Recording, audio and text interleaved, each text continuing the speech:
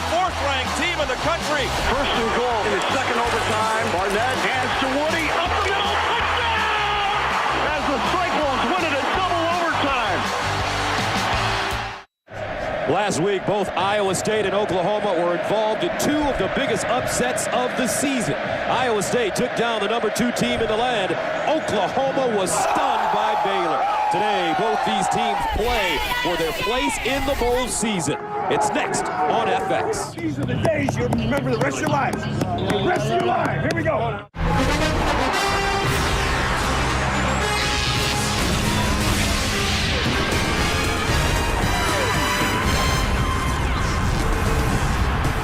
Owen Field at Memorial Stadium, and this is the FX Game of the Week brought to you by Russell Athletic.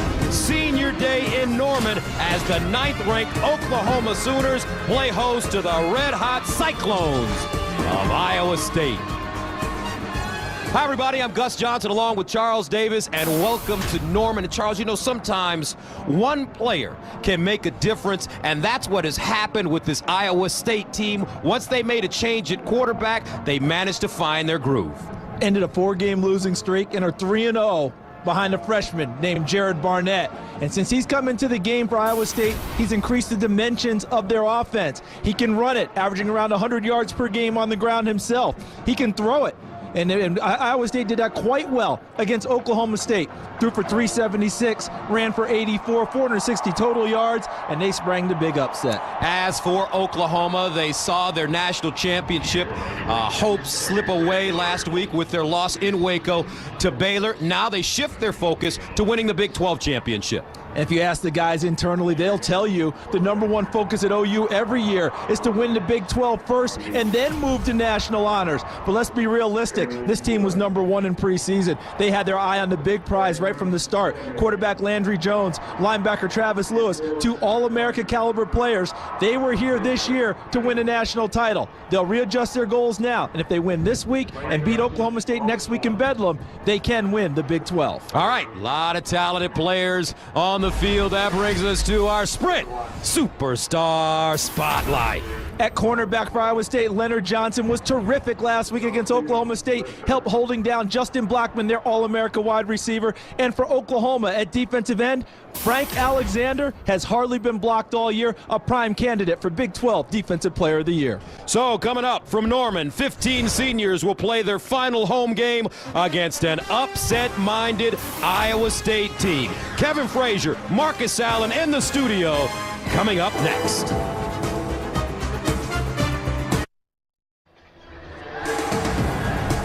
Welcome back to Norman, where moments ago the number 9 Oklahoma Sooners took the field. Time now to join the third member of our team, our sideline analyst and coach, Coach Tim Brewster.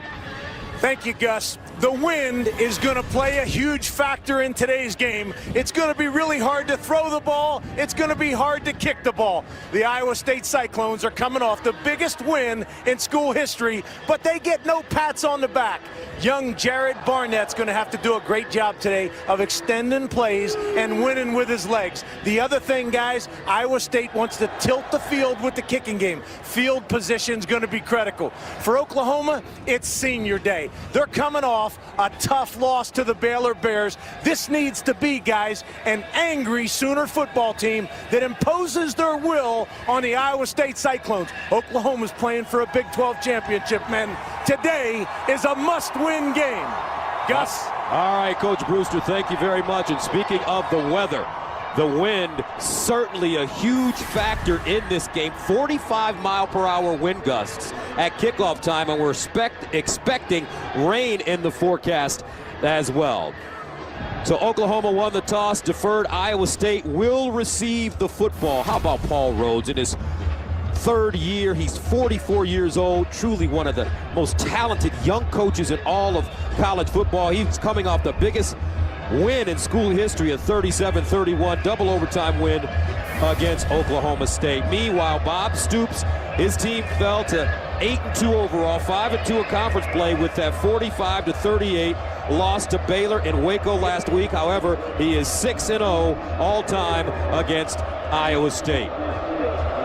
Oklahoma, Iowa State from Norman on Senior Day. Patrick O'Hara will send it away. Aaron Horn back deep for the Cyclones. And this will be Jarvis West returning. And West gets up to the 30-yard line before being brought down. And that brings us to our Chick-fil-A starting lineups. For Iowa State, they rank 44th in the nation in total offense, averaging 410 yards per game. And they need to provide help to the young quarterback. Coach Brewster referenced Jared Barnett. They'll do it with Kelechi Osemele, their left tackle, and Hayworth Hicks, their right guard, two of the better players in the Big 12. And running back James White is a complete running back. They think he's a three-down guy who can do it all for Iowa State. First down and 10 at the 30-yard line for Jared Barnett, James White, Jeff Woody, who had a huge game last week against Oklahoma State. This ball thrown to the far side, and it's caught. Darius Reynolds with the catch, and he goes out of bounds. Defensively for Oklahoma, ranking 62nd overall, and last week they gave up an all-time school record 616 yards to Baylor. And David King steps in for Ronell Lewis at defensive end. Tom Ward holds it down in the middle at linebacker, and back deep, Javon Harris is a safety trying to bounce back from a tough game at Baylor. Second down and 7. And the ball loose and picked up by the Sooners. An early turnover. Frank Alexander ripping that ball out, and Aaron Colvin comes up with the full recovery. We said at the top of the show that Frank Alexander had not been blocked much this year. The defensive end, number 84, strips the football from White, the running back, and then Colvin wins the rush to the football, beating White to it after the ball's popped free. An early turnover forced by the defense of Oklahoma. Oklahoma has committed more turnovers than its opponent in 4 of the last 5 games. Last week against Baylor, the Sooners committed 3 and forced 0. So Landry Jones comes in and starts with the short field. First down and 10, he hands it off. Roy Finch with running room, and he'll get out of bounds. Jake Knott there to usher him out of bounds after a gain of 7. Gus, you were talking about the turnover story for Oklahoma. In their losses this year, they are minus in the turnover ratio. In their wins, +5. That tells you about their season. Second down and 2 at the 14. Early turnover by Iowa State. Finch trying to break it outside, and he'll get close to the first down. Looks like he may have gotten it. Jake Latimer in on the tackle along with Jake Knott. But when you look at this Oklahoma team, injuries a problem on both sides of the ball. They lost Ryan Broyles for the season, Dominique Whaley for the season. Jazz Reynolds not playing in this game because of his shoulder. And that's affected them in their timing, their practice preparation. That brings on Blake Bell. He is their wildcat quarterback. They call it the cat formation, and he's a big-time runner out of it. And he runs it on first down, stood up and driven backwards. Jake Bell, a redshirt, who plays in that jumbo package. Last week against Baylor, 5 carries, 16 yards, 4 touchdowns on runs of 3, 1, 4, and 6. And right now they want to go momentum on this one. Oklahoma wants to go for it. All year long they've struggled in short yardage situations. They felt like they have it corrected, running with Blake Bell out of the cat formation jumbo package. Just the second Sooner quarterback to rush for 4 touchdowns in a game, joining J.C. Watts. 2 fullbacks in the game right there.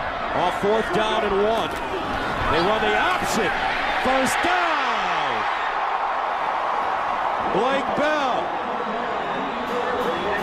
And sometimes you need a little something extra to inject some enthusiasm into your team. They struggled short yardage. They went to this package with Blake Bell. The short yardage struggles have gone away. As you noted, Gus, 4 touchdowns last week with his legs. A key big first down pickup early in the game by Blake Bell. Redshirt freshman from Wichita, Kansas. First down and goal. At the 6, Bell stays in there. And Bell lowers his shoulder and gets drilled. Nice looking tackle for Iowa State. Tafao, the senior from San Carlos, California, and Landry Jones return. I really like how they defended the last play. The defensive front for Iowa State gave no ground Really, really nicely done. Defense coordinator Wally Burnham for the Cyclones had to like what he saw on that play. Second down and goal at the 6-yard line. Oklahoma trying to come up with points off the turnover. Finch, scat back, and he'll get inside the 5-yard line, but will not see Paydor as Jaquez Washington stops it. And we have not seen Oklahoma throw the ball much on this drive. The wind is behind them in the first quarter. If you're going to throw the football, this is the opportunity with the wind with you. And I think that that's what they elect to do on this play with Landry Jones. Third down goal at the 3. And Landry Jones lines up in the shotgun. Roy Finch next to him. Millard in motion, the fullback. Jones will let it fly. Jones, end zone incomplete. So Iowa State will take that as a win as Oklahoma forced to attempt a field goal.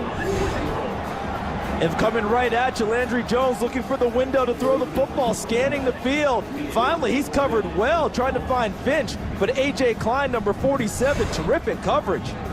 And Oklahoma has to attempt a field goal. Brings on Michael Honeycutt. Last week against Baylor, 1 for 1. He hit a 47-yarder. On the season, he's 15 of 18 with a long of 53 yards. This one from 20 yards away. And the Sooners are on the board.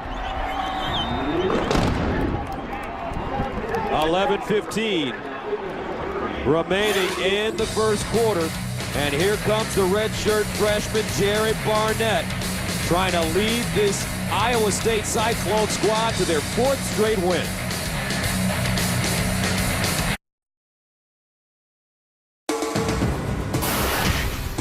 Fox College Football is presented by Russell Athletic, who reminds you that together we are. And brought to you in part by Dr. Pepper. Dr. Pepper is giving away over $1 million in tuition. Go to drpepper.com for details. So Oklahoma scores first to take a 3-0 lead. They took the ball over at the 22, unable to get 6. And back deep, Jarvis West for Iowa State. Line drive kick. Instead, it'll be Horn. And Horn with the gap. Horn at the 40 and tripped up at the 45, maybe even the 46. A 44-yard return. Jimmy Stevens coming up with the special teams tackle. So Jared Barnett comes back on the field. Last week, in his 3rd career start, he was 31 of 58, 376, 3 TDs, 2 picks. He also rushed the ball 14 times for 85 yards. Where did this kid come from? Last time we saw them, Steele Jantz was the starting quarterback. And he got beat out by Jantz in the preseason, hung around, waited his time, continued to prepare, and when he got an opportunity, has capitalized on it. False start on the offense. Number 79, 5-yard penalty, first down. But it's a pretty amazing story to watch a redshirt freshman come in and ignite a squad the way he's done it this year with Iowa State over the last 3. They recruited a junior college quarterback in Steele Jantz. Jerome Tiller was also there, and then Tiller was academically ineligible. Jantz won the job initially. Barnett seems to will have it for the foreseeable future. First down at 15. And they hand it off inside Jeff Woody. And Jeff Woody will pound it forward. And there's Steele Jantz on the Iowa State sideline.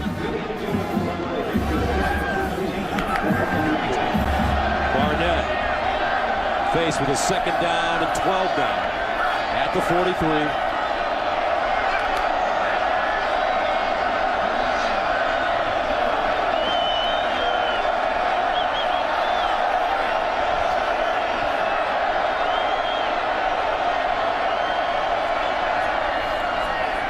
To throw it underneath. This ball caught with running room, and it's Albert Gary. A gain of 11 yards on 2nd and 12. That'll bring up 3rd down and short. like what Tom Herman, the offensive coordinator, is doing early with Jared Barnett and throwing the ball because they're going into the wind. Short tosses. Woody looking for the first down, and he has it. And Jeff Woody last week against Oklahoma State, the former walk-on fullback, carried it 3 straight times in the second overtime for 6, 15, and then a 4-yard touchdown that sent Drac Tri-Stadium into pandemonium. He is their inside tough yardage runner, a former walk-on who's earned his way. Durant Hollis enters the game now, first down and 10 at the 42. Barnett, and he gives it up to Hollis, and Hollis will gain a yard on the play. Corey Nelson with the tackle. And this Iowa State team last week, you would think having to play the #2 team in the country, you'd have to be perfect, wouldn't you? They were far from that. Look at the penalties, 3 turnovers. Look at the 3 and outs, 5 times, 8 drop passes, and still found a way to win. That tells you about the resolve of this team. It tells you about the confidence of this team, that they're not going to go away despite early errors like the fumble they had on their first drive. Second down and 9 at the 41. Low snap, handle, quarterback runs the football, Jared Barnett. And, you know, Charles, we have to say this, if the two of us are off our game tonight, you know, folks excuse us because last night the fire alarm in our hotel went off, was it 4 times? Yes. From 1 o'clock in the morning on. Ironically, it was the same hotel that the Iowa State Cyclones were staying in. And hopefully the kids had on those headphones we see all the time and just listened to the music all night and never heard the fire alarms as us old folks did. Third down and 6 at the 38, and a flag. And a false start. False start. Offense, number 75. That's a 5-yard penalty. Third down. That's Hayworth Hicks, the senior. And it's already tough enough on a throwing down going into the wind.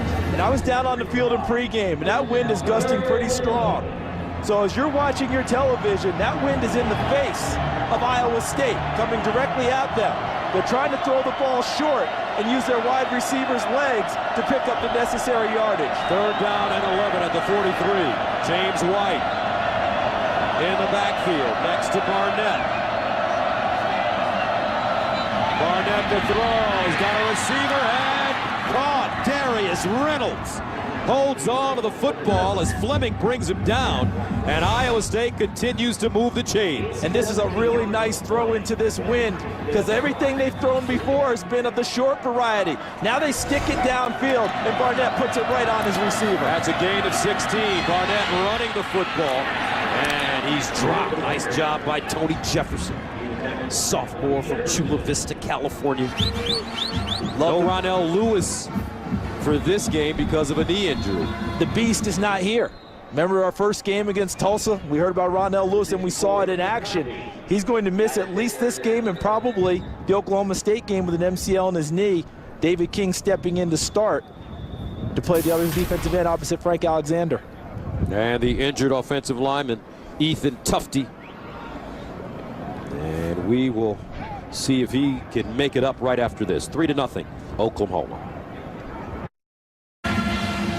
Well, next week, folks, 2 of the most storied conferences in college football culminate their seasons with 2 epic championship games for the first time in their history, and Fox Sports will bring them to you on back-to-back nights. The Pac-12 championship game is Friday, December 2nd, and the Big Ten championship game is Saturday, December 3rd. Both games are only on Fox Sports. Second down and 8 at the 25. 45-mile-per-hour wind gusts. Iowa State going into the wind.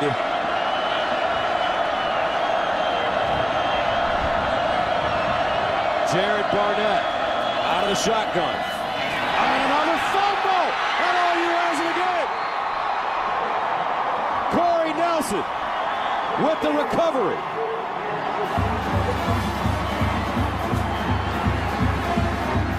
The last one was a forced fumble. Frank Alexander popped it free. This one, I think, is a self-inflicted wound.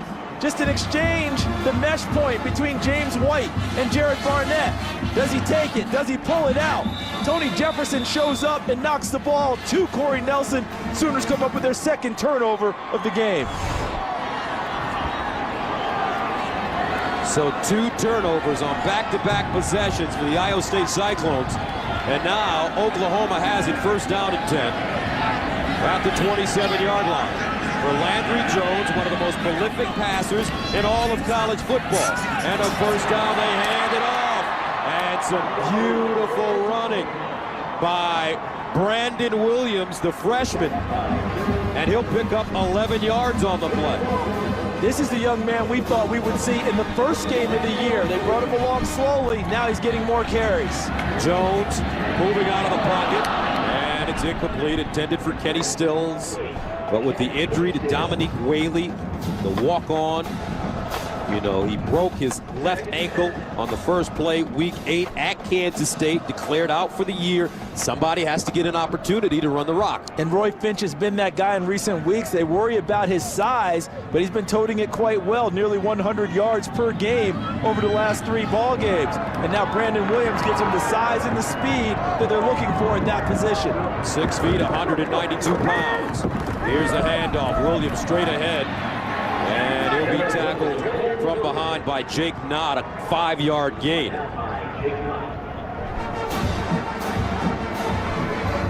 That wind is swirling so much down there that even though Oklahoma has the ball, has the wind behind them, throwing it is still a little bit dicey because you never know how the wind's going to affect the ball taking off. Brennan Clay comes in the game. At running back for OU, Landry Jones starts this game 0 for 2 passing. And Jones over the middle. Caught Clay, but he is dropped for a loss. Terrific open field tackle by Leonard Johnson. Really nice play by Leonard Johnson, the corner. You'll see him out here. He'll see Clay, number 3, come out of the backfield and go to the sideline. And look at him come up on the play, open field, one of the toughest plays to make in football, and puts him down and prevents him from picking up a first down. So Tress Way will punt it from the 31-yard line. For Oklahoma, Aaron Horn back deep at the 10. High snap! Loose! Way picks it up at the 10-yard line. And Oklahoma, huge mistake. Iowa State will have it at the Sooner 10. Not something you see often, but James Winchester really uncorked one, and Tress Way thinks he can get up there with a little bit of a leap, unable to get the football, but does a nice job getting back there and covering it so Iowa State doesn't get it. So James Winchester, the long snapper, also a backup wide receiver. Iowa State with the football, first down at the OU 10-yard line. Barnett, that one deflected, caught, touchdown, Albert Gary. With the presence of mind to haul it down, and the Cyclones are on the board. Sometimes, even when you do the right thing on defense, it turns out wrong. Watch this play, because Barnett is trying to hit Gary. Alexander does a great job getting his hand up into the passing lane, knocking up in the air. And Albert Gary, who has really come on, big game over Oklahoma State. He had 7 catches, 109 yards, and a touchdown. His previous 11 games before that, 7 catches for 76 yards. Albert Gary is blossoming. And the extra point, no good. So an American Horror Story start for both these teams, Iowa State and Oklahoma, 6-3 Cyclones. All right, folks, Wednesday, get your freak on with an all-new episode of American Horror Story this Wednesday at 10, only on FX. Ooh. I watched a little bit this past week. Did you? Okay. Let me tell you something. Connie Britton, formerly of Friday Night Lights, she's good. Okay, well. She's good. Kind of a horror story today. We've had 2 fumbles by Iowa State, a deflected pass resulting in a touchdown, a bad snap, and a bad extra point. And we're still in the first quarter. 5:48 to play. Grant Mahoney will send it away for the Cyclones. Roy Finch and Trey Franks back deep for OU. And this will be Finch. He bobbles and picks it up. Finch with room. Trying to get outside at the 40. Breaks it back and goes down at the 43. Mahoney with the tackle. A 31-yard return. So let's take a look at the Chick-fil-A starting lineup for OU, ranking 4th in the nation in total offense, 3rd in passing. And you need a versatile offensive line to do what they do. Gabe Eichert started the season at guard, had to move into the middle to become the center when Ben Hayburn broke his arm. And Kenny Stills, a versatile receiver himself, now taking over the role of Ryan Broyles. First down and 10 at the 43. Roy Finch in the backfield. James Hanna in motion. Jones, far side, caught. Stills goes backwards, breaks a tackle, and will get positive yardage. But it's always interesting to see these kind of offenses, what you run here in Oklahoma, and how would they play in inclement weather. And we're going to find out a little bit today. It's not a horrible day in terms of rain or snow, but the wind wreaking havoc. How will they do it, especially when they turn around and throw the ball into the wind as often as Oklahoma likes to throw it? 2nd and 4 at the 49. OU with the wind at their backs. Finch spinning, and he's tripped up in the backfield and will go down. Nicely done by Rumpelhammer. Stephen Rumpelhammer, the senior from Tulsa. Watch him in the middle. He's going to be working in here. Look at him. He gets chop blocked, gets back to his feet, and gets a big paw on Finch and puts him down. I'm really impressed with Iowa State and how they rally to the point of the football. And if they miss a tackle, there's always someone there to help clean up. 3rd down and 6 at the 47. And Jones steps up in the pocket, in trouble, over the middle, incomplete. Landry Jones put that one on the money, but DeJuan Miller with the case of the drops, and the Sooners will have to punt it away. It's a nice job by Landry Jones buying time in the pocket, slightly behind DeJuan Miller, unable to come back and get it. And to, as you would say, Gus, to help your quarterback and to help your offense, reach back and snatch it. Unable to do so on that play. So Tressway back in the game. The last time he was back there, the punt sailed over his head by James Winchester. This time a perfect snap. Left-footed punter away, gets it off, and he drills this one into the end zone for touchback. So Iowa State will have it at the 20, a 53-yard punt, a 33-yard net. I think that's where the wind probably hurt the punter a little bit. That looked like a perfect punt. And I think the wind helped sail it into the end zone because they were down there ready to down it inside the 5. Jared Barnett comes back in the game. Here's a young man that was ranked 27th nationally among dual threat quarterbacks at Garland High School, where he threw for over 2,100 yards. And the 1st and 10 line brought to you by Russell Athletic.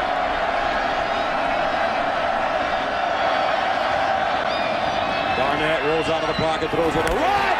Oh, almost picked off.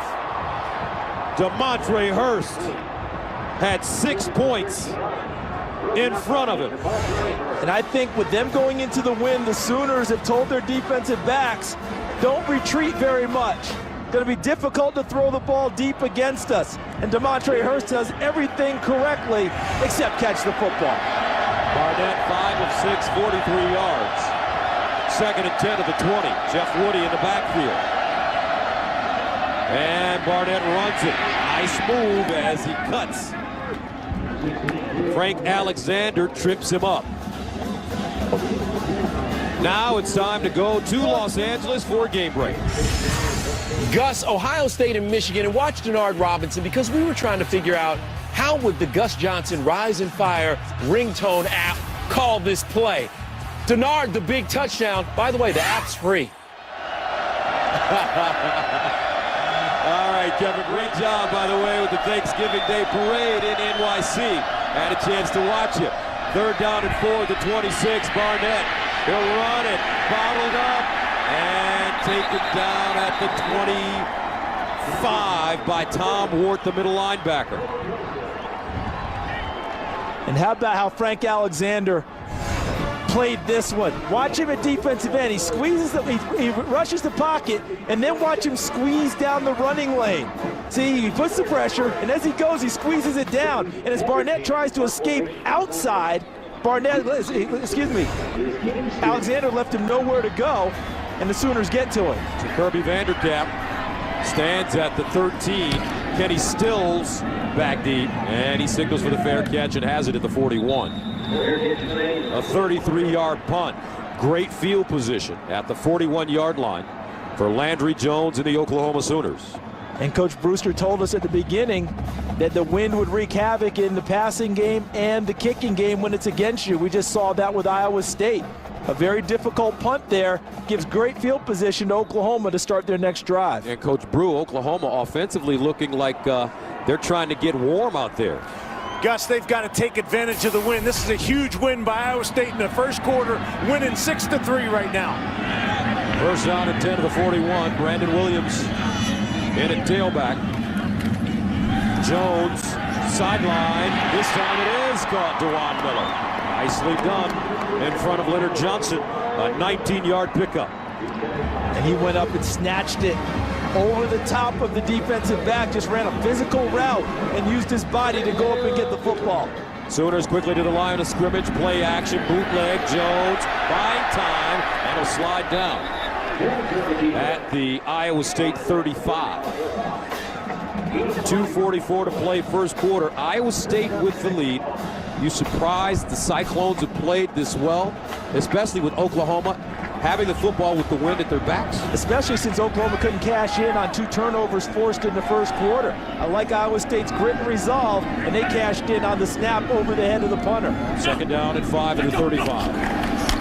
Here's a handoff. Williams. Whoa! He is gobbled up immediately. Jake Knott plugs the hole, the junior, and makes a stop. There he is, number 20. This is how you play linebacker against a play inside. Hole opens, he shoots the gap, meets the running back right at the line of scrimmage or a little bit behind it. Well done by the all Big 12 linebacker, Jake Knott.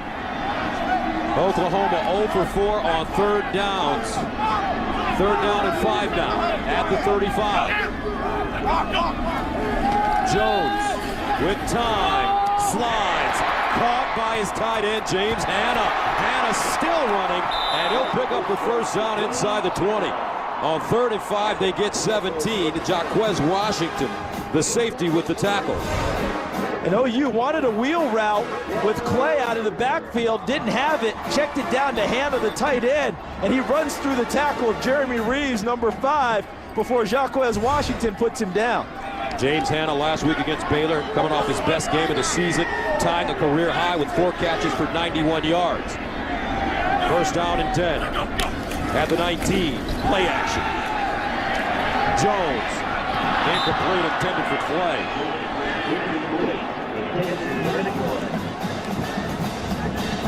And the Iowa State DBs, their secondary in general, doing a really solid job early.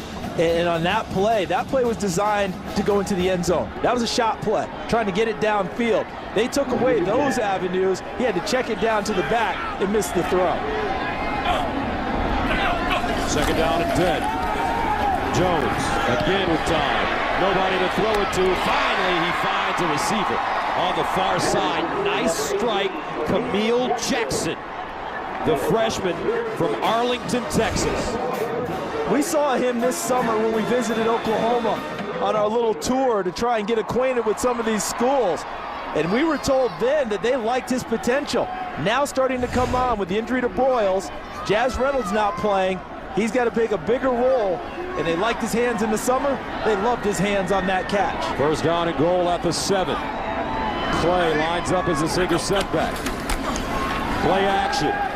Jones looking underneath Hanna again, and he'll go down at about the 2-yard line. Jeremy Reeves cuts him down with Jake Knott. The play action and the offensive line are giving Landry Jones time to find receivers. He's able to check down and come off of primary targets and go to secondary guys. And look who's back in the game. That's right, Blake Bell. Short yardage situation for Oklahoma. They were close before, but had to settle for a field goal. Second down and goal at the 1. Go. Bell steps back to throw. Picked off. Knocked. And Iowa State bends and forces a turnover. Cyclones will have it at the 20. And that's the end of the first quarter. Iowa State 6, OU 3.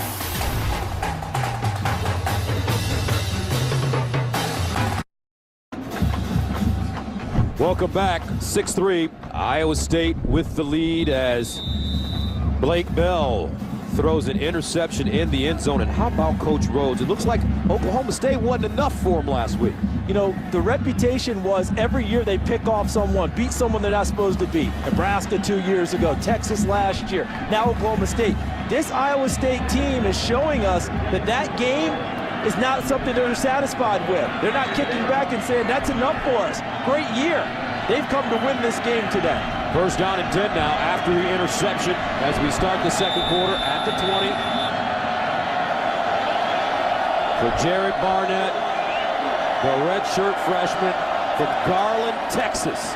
Here's the handoff, and it's Jarvis West, another freshman from St. Petersburg, Florida. But, you know, when you talk about coaches around the country, Paul Rhodes has done just a wonderful job with his Iowa State program. He took over a Cyclone program that had won a total of 5 games in 2007 and 2008, and then led them to a 7-6 record with some of those big upsets that you've mentioned. Second down and 6 at the 24. Barnett underneath, West, and he is stood up and taken backwards. Nicely done by Tom Ward, the middle linebacker. Snipped out the inside screen, moved underneath the blocking, and blew the play up. And now Iowa State has the wind at their back in throwing the football. We saw one toss downfield in the first quarter by Iowa State, a completion for a first down by Jared Barnett to Darius Reynolds. Will they push it a little bit farther now with the wind? Third down and 6 at the 24.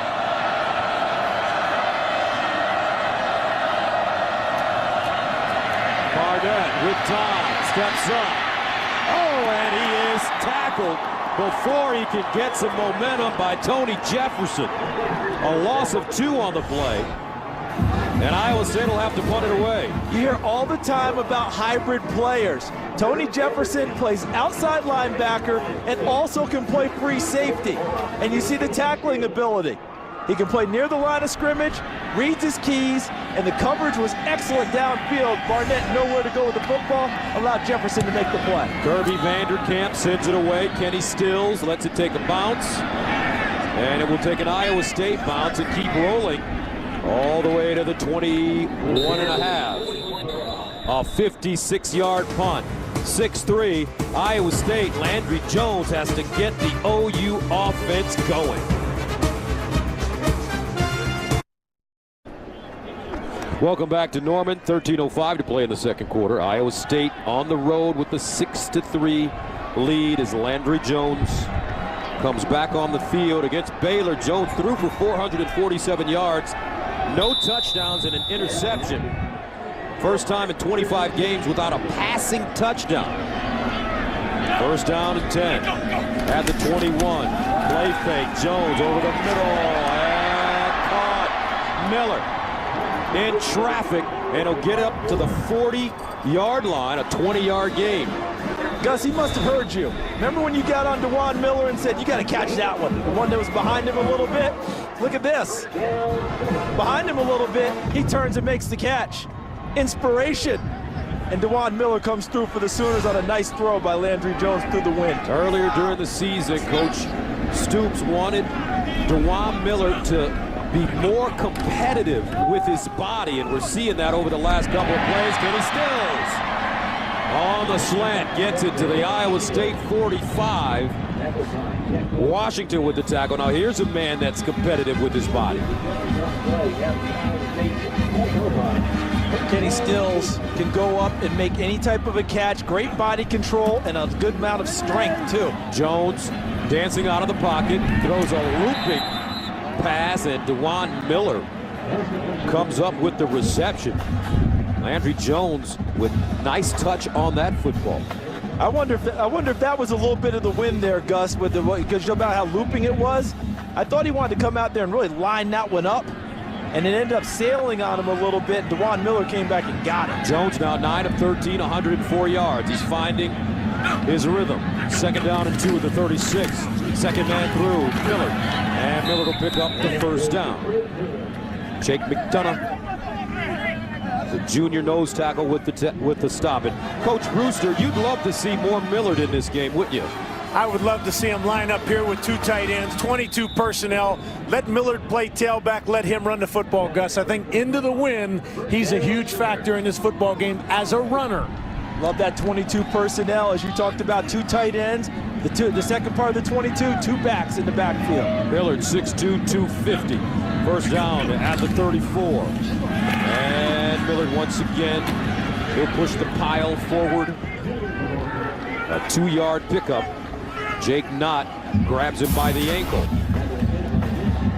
You see the play selection today, a lot more balanced than normal for Oklahoma. I think the wind has something to do with that, and them trying to establish a little bit of a control of the line of scrimmage, but it's not easy because I think Iowa State up front is really battling them.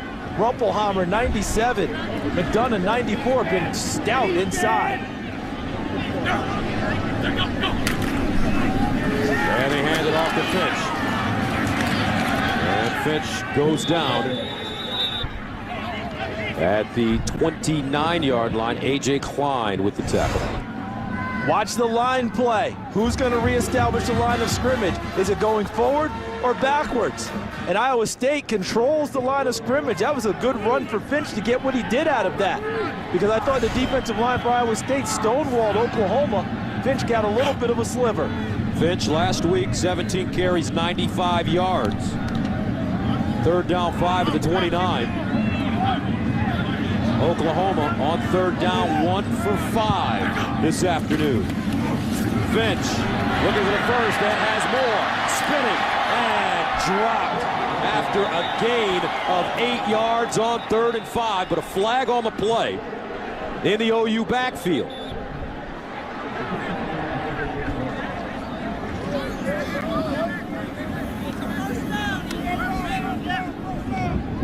After the play, personal foul, unnecessary roughness, number 59, 15-yard penalty, it's first down. And number 59, Donald Stevenson, senior. What often happens at the end of runs, offensive linemen are taught to clean people off of their running backs, to get downfield to follow the run, and at the end of the play to knock people off of the back so they don't take extra hits.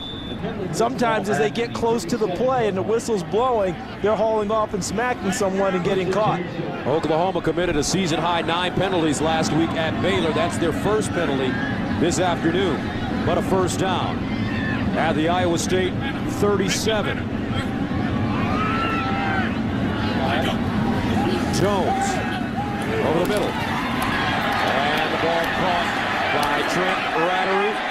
And he'll fight for a first down, the senior backup tight end.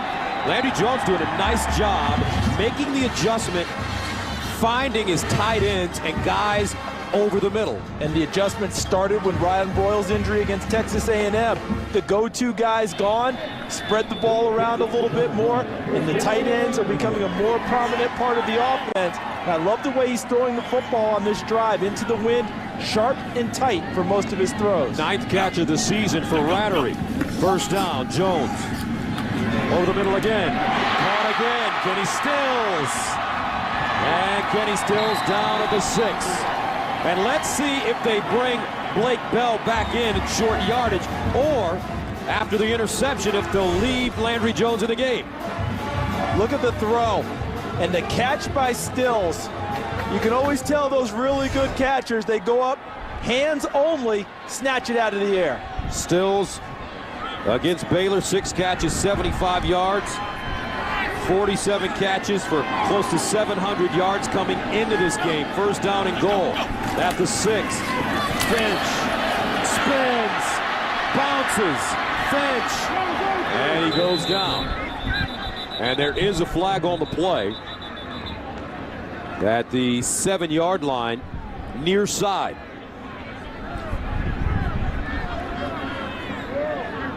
Offside on the defense. Number 94. Half the distance to the goal. First down. That's Jake McDonough. Just trying to cozy up to the line of scrimmage. There's McDonough, 94. Ball's in here. He's probably so close to the line, his head probably across the line of scrimmage. That's what he's called for because he didn't jump. So first down and goal now from the 3.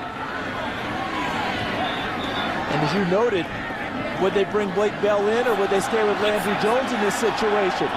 After the last time with Bell's interception, they stayed with Jones on the field.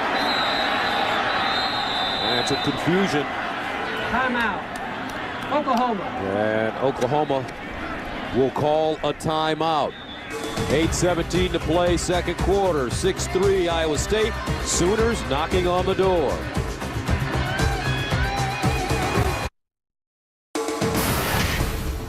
Fox College Football is brought to you by Geico. 15 minutes could save you 15% or more on car insurance. And by Dodge. Visit your local Dodge dealer today.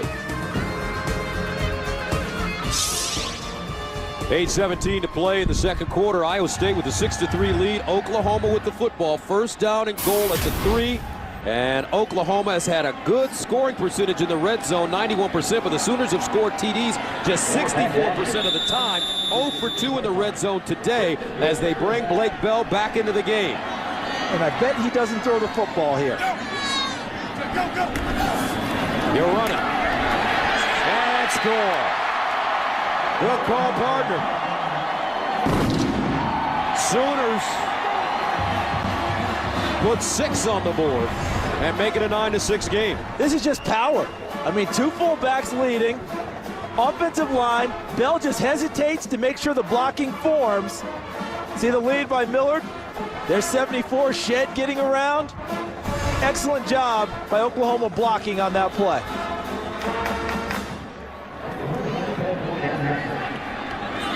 So Michael Honeycutt comes in to attempt the extra point.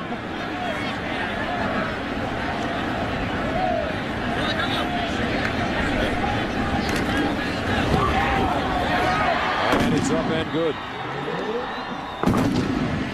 8:12 to play, second quarter. OU. Ground and pound. 10-6. Coming up in moments on the Geico Halftime Show, scores and highlights from across the country. But Marcus, now I got to ask you, what's going on with the Sooners? They don't look like the Sooners. Well, it's still got a lot of time in this half, but you can't take them lightly. All right, yeah, you cannot take Iowa State as a different team. Yeah, Jarrett Barnett has changed the game. All right, let's go back to Gus. Thank you very much, Kevin. And I think part of what the guys are talking about, too, is energy. This Oklahoma Sooner team lost last week, so the national championship seems out of reach.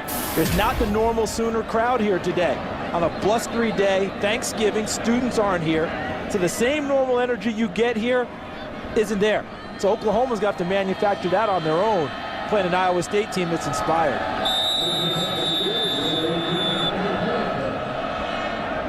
So Honeycutt will tee it up, and back deep, Aaron Horn, number 3, and Jarvis West, number 1.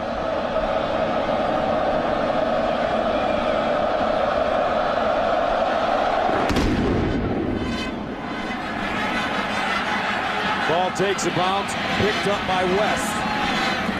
And Jarvis West crosses the 35 up to the 38, a 13-yard return. Let's take a look at the Russell Athletic game summary. What a weird game so far. Tough start. Frank Alexander popped one free. Colvin falls on it. Oklahoma gets a field goal. And then another nice drive by Iowa State. A fumble. They pick it up. And then they turn around and snap it over the head of the punter. And Gary ends up with a touchdown from Barnett. An interception by Knott in the end zone from a pass by Blake Bell. And then Blake Bell gets redemption with a run into the end zone. Oklahoma up 10-6. Iowa State with the football at the 38. Cyclones with 63 yards of total offense. Barnett underneath. It's caught by Jarvis West, but he'll go backwards. Let's see where his forward progress will have the ball spotted. A loss of a yard on the play. Aaron Colvin jumping on him. I think Iowa State would love to find a one-on-one matchup and take a shot downfield with the wind at their back. It seemed to me on that play with Barnett's faking action, they wanted something deeper, and he had to come back and go to the check down back to his receiver. 2nd down and 10. And they hand it off to Hollis with running room, and he'll spin. Colvin grabs him, but it should be a 1st down for Iowa State. I just wonder if Hollis had just kept going in the gap he was in and not cutting it back. He might have picked up more yardage. 1st down.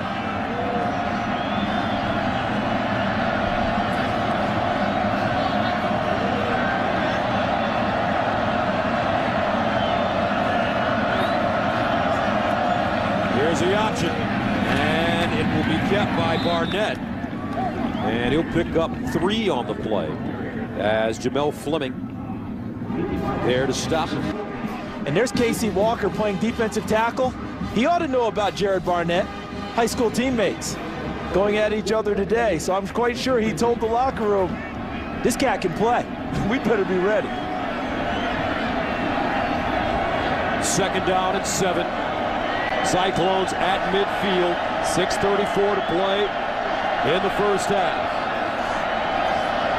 Hollis motions into the backfield.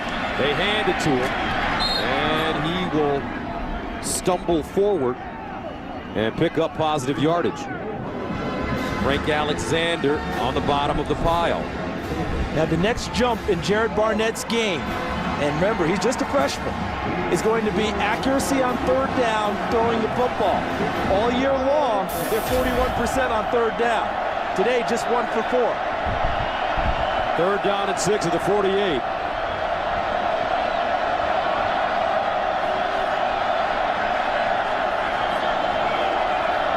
Cyclones need to go to the 42 for a 1st down.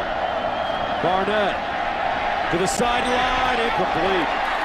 That one thrown behind his intended receiver, Albert Gary. And Iowa State forced to punt it away. And probably Jared Barnett exhaled with relief that it was just an incompletion, because watch the number of red shirts around Gary. He's surrounded. You talk about double coverage between Jefferson underneath and DeMontre Hurst over the top. Fortunate that it was an incompletion and not an interception. Kirby Vanderkamp punting for the 3rd time at the 38.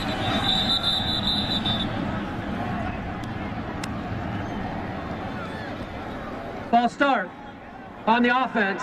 Number 22, 5-yard penalty. Remains 4th down.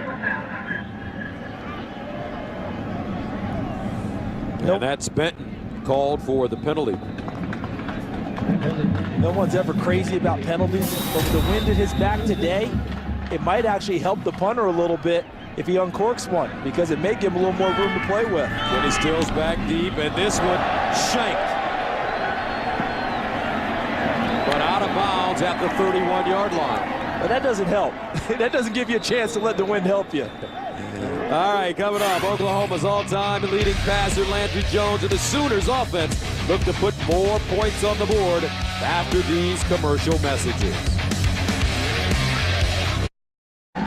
Here's a look at our Chase Sapphire action cam, 5:34 to play. In the 2nd quarter, Oklahoma with a 10-6 lead over Iowa State. Landry Jones, 5 for 5, 74 yards. Into the wind on his last possession. Got off to a slow start, but he's made the adjustment. The sharpest drive of the game, into the wind, and he threw the ball quite effectively. He'll start from his own 32. They run the reverse. Around the corner, Franks, he's a speedster. He needs one crease, and Franks down to the 25. Trey Franks, a gain of 43 yards as Benton makes the stop. In Oklahoma, you know they're going to want to go quick after a big play, and the line holds them off, and they get out and wall it to the side and let him run. Landry Jones getting downfield trying to get a piece of the action. First down at the 25-yard line. Clay running it left with a hole. And he gets to the 16 as Leonard Johnson stops him. We talked with Wally Burnham, the defense coordinator of Iowa State, and asked him what impressed him about Oklahoma's offensive line. He said how athletic they are and how they stay on their feet and hold blocks. Play again. Taken down by Jake Knott, a 6-yard gain. So Oklahoma managing to pick up big yardage on this drive. 43 yards on the reverse, 9 yards, 6 yards, and 3 runs. First down and goal at the 10.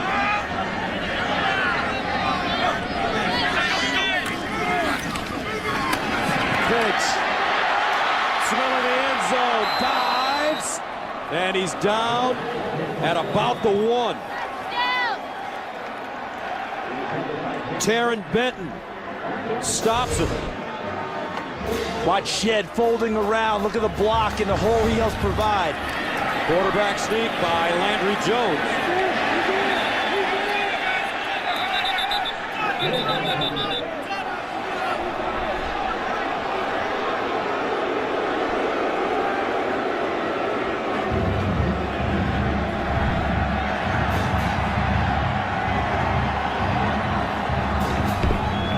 So some late substitutions as Landry Jones checks out.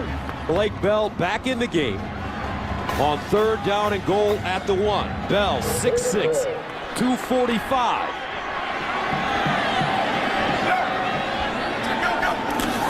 And he runs it. Touchdown.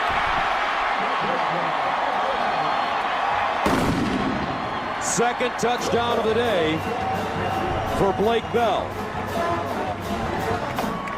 Play callers with no ego always get my attention. Josh Heupel, and what I mean by that is just because it worked once or you ran it doesn't mean you shouldn't go back to it again. This is the exact same play call as the previous touchdown.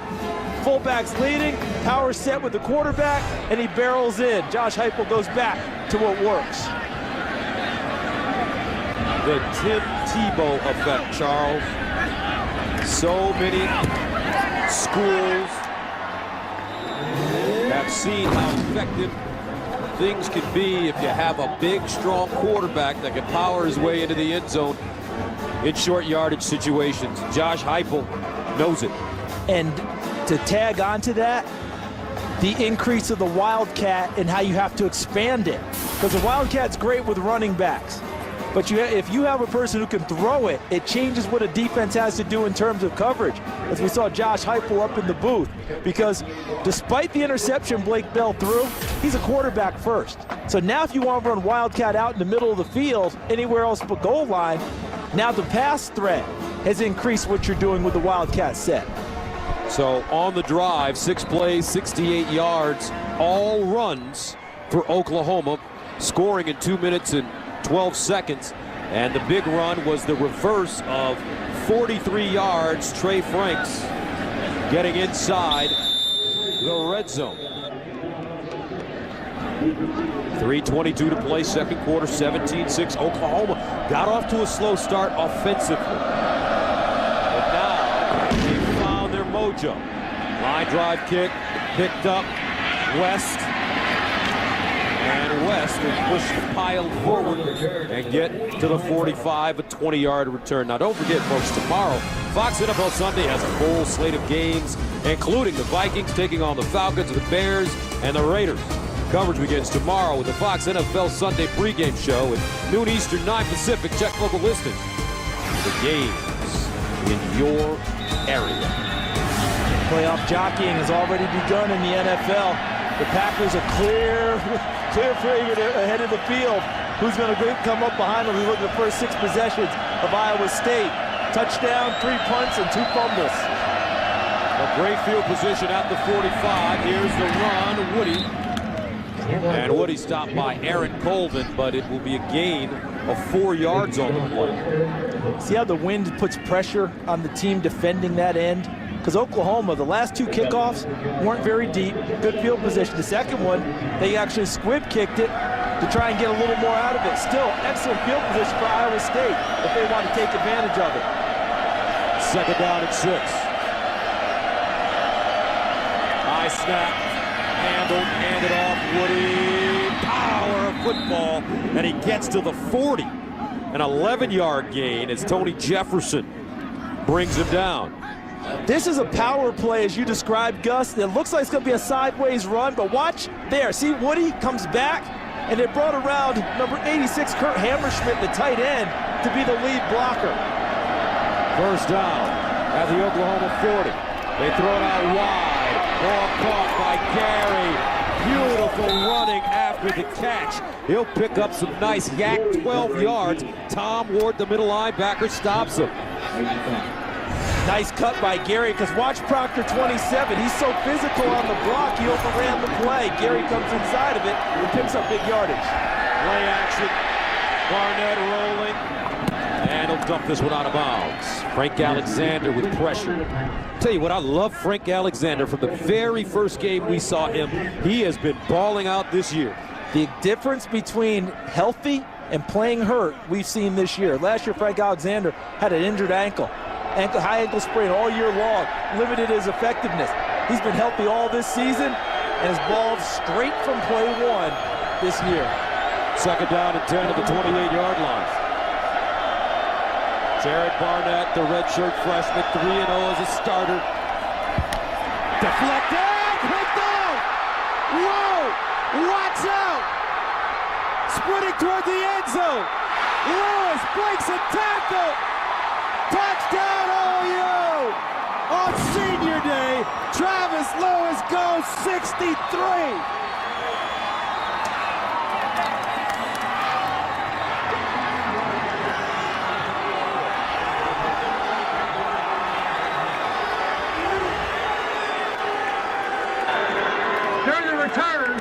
Illegal block in the back.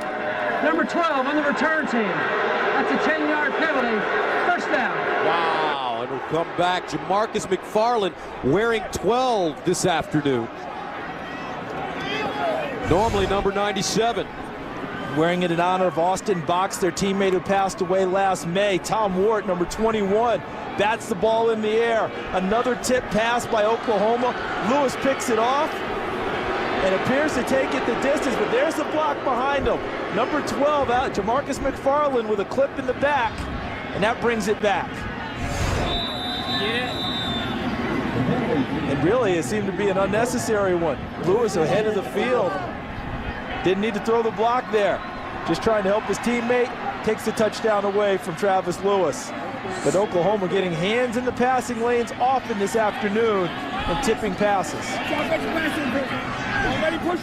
So Oklahoma forcing 3 turnovers in the first half, 2 fumbles, now an interception. Here's Brandon Williams, and he'll get around the corner and get 7. Leonard Johnson with the tackle. And Josh Heupel, I believe, is in sync with his offensive line. Talk about the play caller for Oklahoma. He senses that his offensive line is taking control of the line of scrimmage, and they're enjoying firing out and hitting people and moving and staying on their feet and getting downfield on second-level blocks. Andrew Jones underneath. Complete once again to Dewan Miller. And Miller will gain 9 on the play. The 1st and 10 line brought to you by Russell Athletic.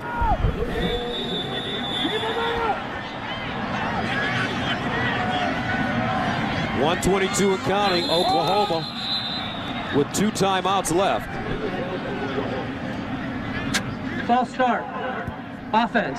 Number 61. 5-yard penalty. First down. And that's Ben Abern. Former starting center, broken arm, came back, is playing center and guard now for Oklahoma. See the penalty situation. There's a lot of action going on behind him. Hard to stay in there that long. Landry Jones on 1st and 15. Firing, looking for Finch out of the backfield, and that one thrown low. Good pressure by the Cyclones. It's hard to get to Landry Jones, isn't it? It really is. He gets rid of the football well. Offensive line helps protect him quite well. And they've got good backs in pass protection. And Roy Finch, Brendan Clay, they're really good at pass protecting with their quarterback. Second down and 15 at the 33. Landry Jones all day to throw it. Over the middle. Finch turns the corner. And will get out of bounds. A lot of hard hitting going on the field this afternoon as Roy Finch gains 12 yards. So watch Finch 22, top of your screen, shallow cross, puts the football on him, gets away from the tackle by Naughton. Look to your screen there. Nice job by Kenny Stills, number 4, coming from the sideline to help out with a block. Third down and 3 at the 21. Finch, the single setback.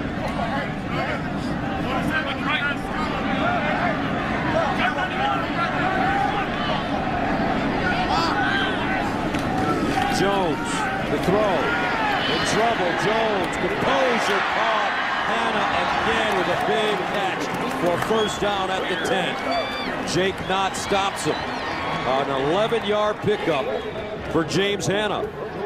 Nice 50 seconds left. And that was a nice job by Landry Jones in the pocket. You talk about them not getting to him. Excellent job using his feet to find the throwing lane. First down and goal, Stills! And he can't hold on, incomplete. Back shoulder throw. Then he had to dig that one out of the turf. The right idea, the right spot. He wants to throw it in this area away from the defender. Stills, they got a little push away on Reeves, number 5. Not much to call. Unable to come up with the catch. Makes it second down and goal at the 10. 39 seconds to play in the first half. OU with 2 timeouts left.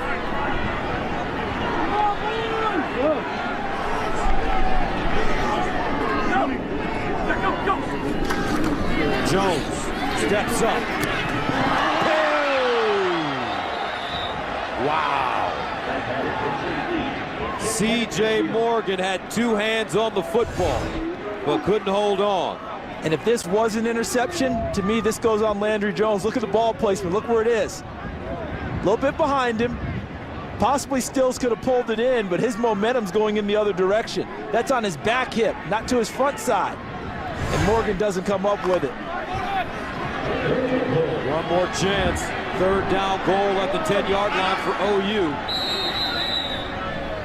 And the Sooners will call a timeout. Second charge timeout. Oklahoma. That's a 30-second timeout. But don't forget, coming up at the half is the Geico Halftime Show with Kevin Frazier and Marcus Allen. They'll have top 25 scores and highlights and a Big Ten championship preview. That gets decided today.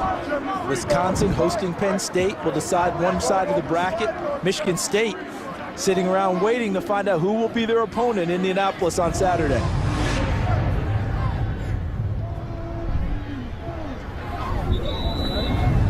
Freshman there, Jared Barnett. Gus, you and I talked about him in the break. Like a lot of what we've seen out of this young man already. Son of a coach. So you know that he's been raised in this game, the discipline. He talks all the time about after games, mom hugs him, and dad wants to go over what we need to work on. He's responsible, though. I'm sure his father would tell him for 2 turnovers in this first half. He threw an interception and also the exchange on the handoff, his responsibility. Iowa State has turned it over 3 times. Oklahoma, third down goal at the 10. Can they limit them to a field goal try here? Jones bobbles it. Knocked away. Great job by Leonard Johnson, who's really been playing some terrific football. And Oklahoma forced to attempt a field goal. He just continues to blossom, Leonard Johnson. The coverage right there, right on the hip of Kenny Stills, undercuts it and knocks it away. He's taken the challenge, as was given to him by his defensive back coach, Bobby Elliott, to increase his technique and his dedication to the game. And he's done that this season.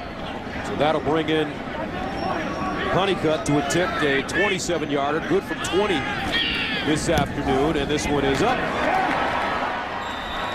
And good. 25 seconds remaining in the first half. OU tacks on 3 more to take a 20-6 lead.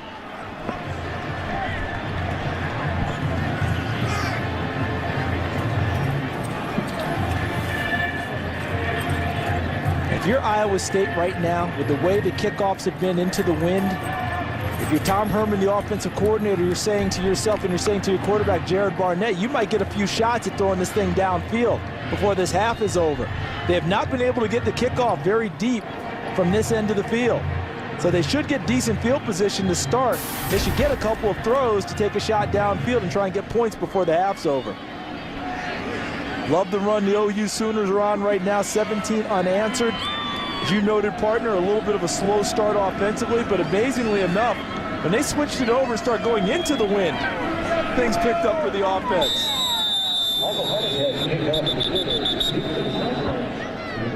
And the ball blowing off the tee.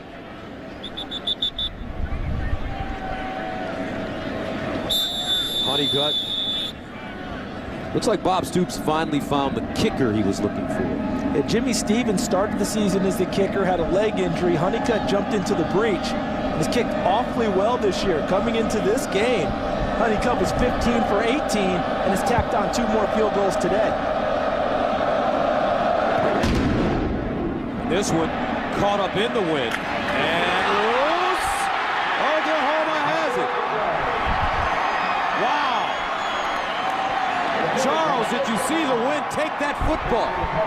We've noted the wind all game long. Now we saw a graphic example on that play, how the wind played tricks. And look at where Iowa State would have had the football. We're talking about the 40-yard line, and they call fair catch. So he knew the proper play to make, unable to come up with it.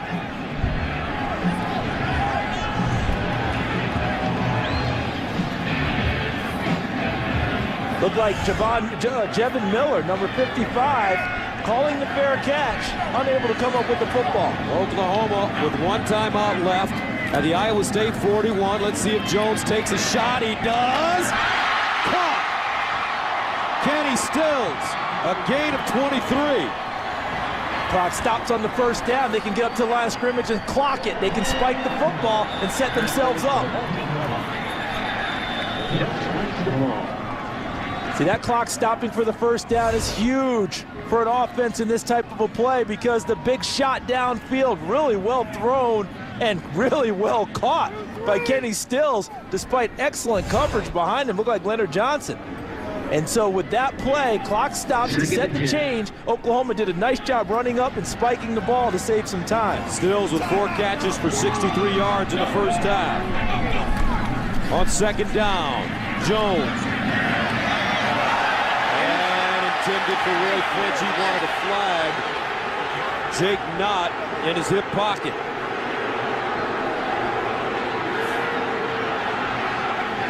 Yeah, they're chirping about it, but the field judge, Randy Smith, was right on the play and saw it as 2 guys fighting with each other. So I think Oklahoma has time for 1 more shot at this thing. Remember, they have a timeout.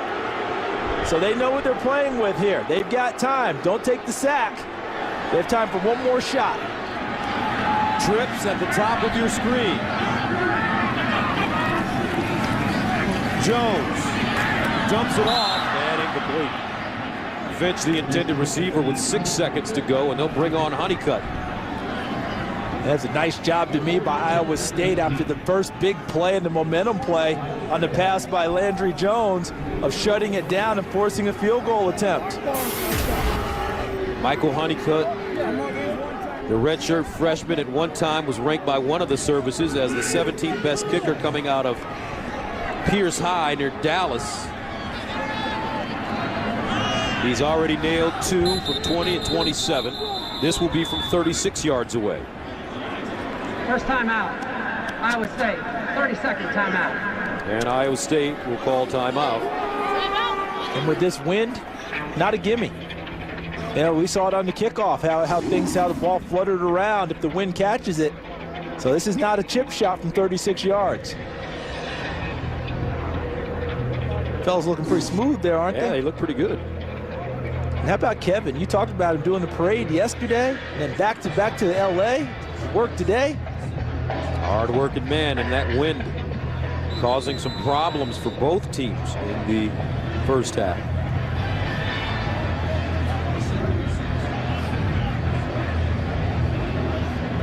"45-mile-per-hour wind gusts," and I think we've even seen a couple of snowflakes.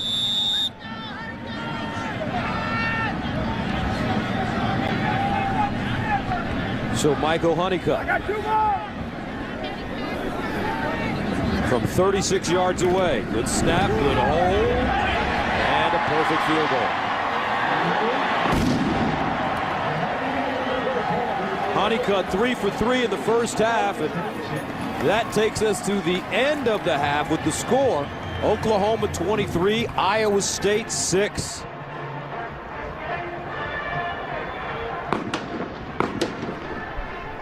I like the way Iowa State battled them, but Oklahoma took charge in the second quarter with their offense. All right, let's go to Coach Brewster with Coach Stoops. Coach Stoops, you took momentum of the game in the second quarter. What were the keys that you took momentum? Well, obviously the turnovers make a huge difference. Playing good defense and offense, our better drives have been into the wind. Landry's throwing the ball really well into the wind.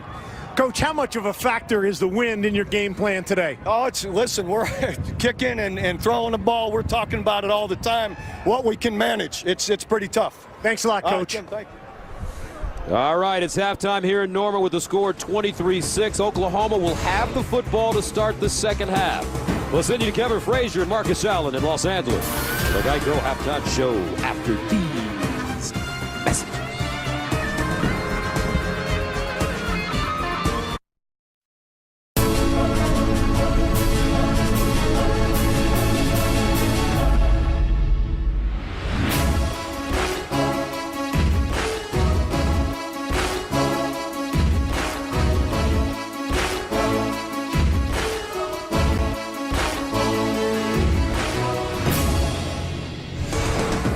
Welcome back to Norman, where the Sooners lead the Cyclones 23-6 at halftime. Gus Johnson along with Charles Davis, CD in that first half. Oklahoma doing a terrific job of capitalizing on Iowa State mistakes. 4 turnovers total for Iowa State. Give Iowa State's defense credit. They battled like crazy, only 9 points.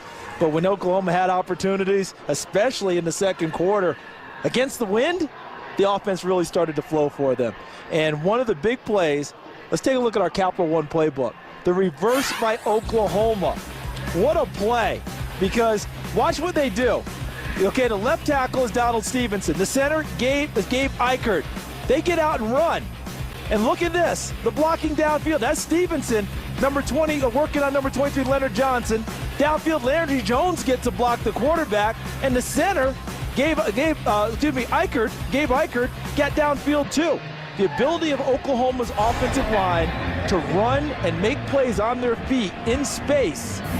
One of the reasons their running games got going in the first half. And let's take a look at the numbers from the first half. The 4 turnovers obviously key. That's the big one there because that's limited Iowa State's opportunities. But other than that, they battled them the whole way. Really impressed with Iowa State's defense, not sagging at all after the number of turnovers that have been committed. So OU will have the football to start the second half. Roy Finch, Trey Franks back deep for the Sooners. And this will be Finch. And Finch gets up to the 25-yard line. Now let's go down to the sideline to Tim Brewster.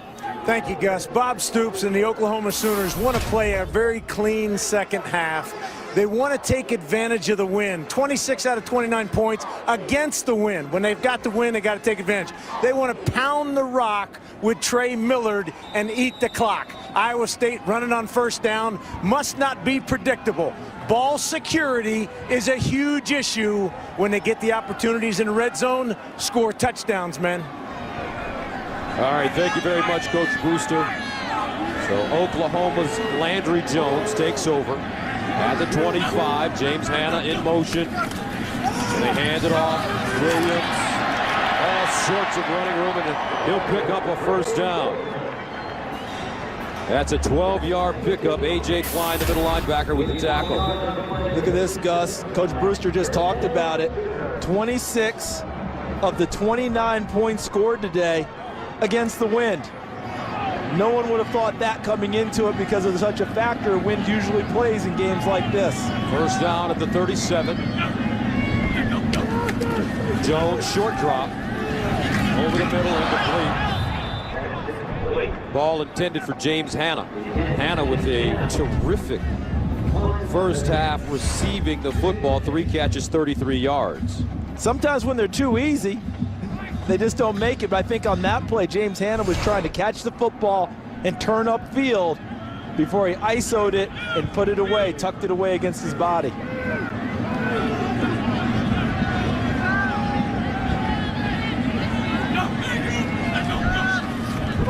Jones underneath once again, and it's DeJuan Miller close to a first down. Looks like he has it. DeJuan Miller coming on strong in the first half. 4 catches, 56 yards.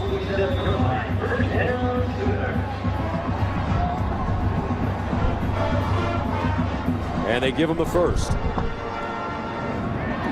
They have the wind here. If they want to take the shot downfield, 1st and 10, able to run the ball. This might be a time for play action and take it. Play action. Jones going for everything. Miller with a step and a flag. This is going to be pass interference against Jeremy Reeves. Or will it be? He's celebrating like it's offensive pass interference. Pass interference, offense, number 24. That's a 15-yard penalty. Repeat, first down. Isolated, 24 in red, 5 in white, hand fighting with each other. That's one of those plays that oftentimes the flag stays in the pocket because both of them are hand fighting with each other. Very rarely do you see the offensive guy called for the push-off, but if the call is made correctly, did you see that last one on the inside as he tried to push to go for the football? That was probably the one that drew the flag. So first down and 25 to go as they back Oklahoma up to their own 32-yard line. Landry Jones setting up a screen and incomplete. Finch, the intended receiver. And Jones under pressure. Landry Jones rarely sacked this year. Oklahoma leads the nation, having allowed just 6 sacks. Conversely, on the other side of the ball, the Sooners are number 3 in the nation with 36 sacks, led by Frank Alexander's 8.5. Second down and 25.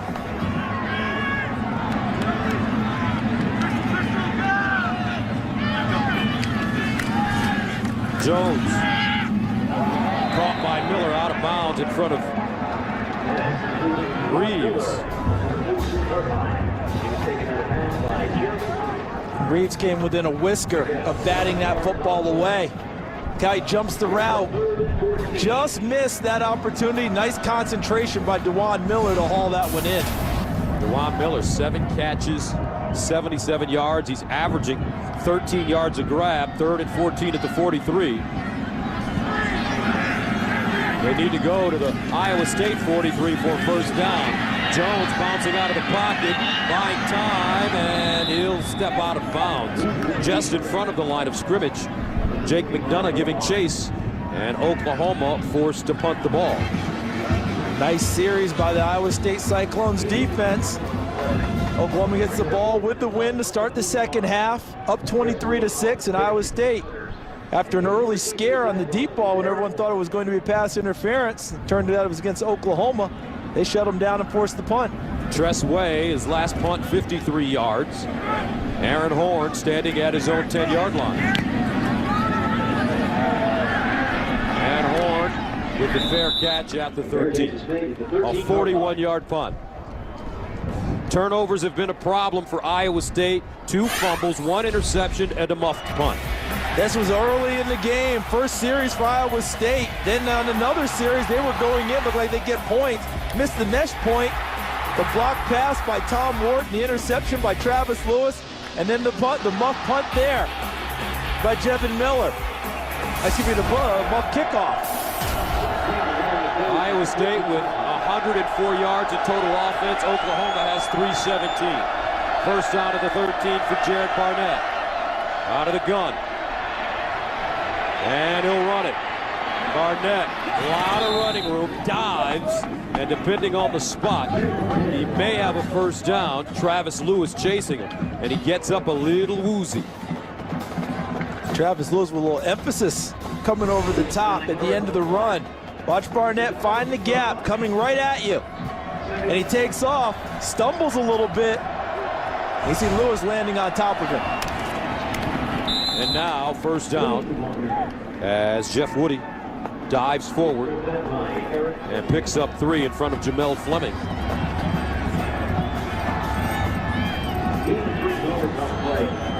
What a year it's been for this Iowa State squad. It's been one of those up and down type seasons. 6-4 conference play, 3-4 in the Big 12. On first down. False start. Offense. Number 7. 5-yard penalty. First down. And that's on Darius Reynolds, the senior. So last week, Iowa State beat Oklahoma State 37-31 in double overtime in Ames. Trying to beat Oklahoma and Oklahoma State in the same year for the first time in 51 years. First down at 15. Woody. And he's brought down from behind by Corey Nelson. So they've done it twice before, correct? And I think it was back-to-back years, as you noted. I mean, as you said, what, 51 years ago? I think it was 60-61, and haven't done it since then. Coach Rhodes, hot prospect in the world of college football. Second down and 12.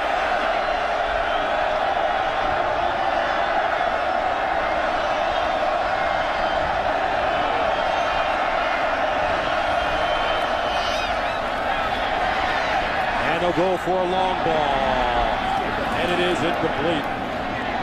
Barnett toward the far sideline for Darius Darks, but he couldn't haul it in. We keep talking about this wind, but both quarterbacks have shown enough arm to cut through the wind with sharp passes. That was not a bad throw to Darius Darks, just unable to come up with it. Third down and 12 at the 23. They need to go to the 35 for a first down.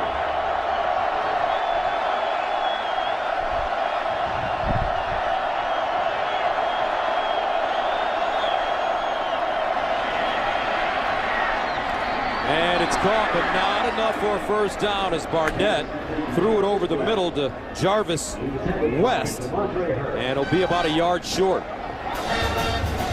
Really nice catch by Jarvis West, but the tackling was there for Oklahoma. They knew where the sticks were in terms of playing defense and reacted, rallied, and did not allow him to turn upfield, catch the ball, and get his feet down. It's a good tackle by Hurst to put him down, forcing the punt by Iowa State.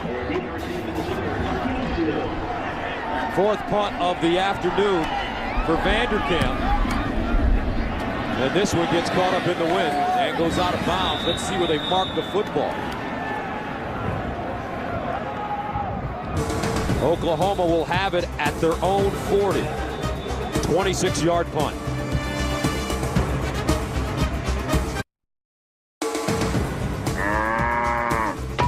Fox College Football is brought to you by Chick-fil-A. We didn't invent the chicken, just the chicken sandwich.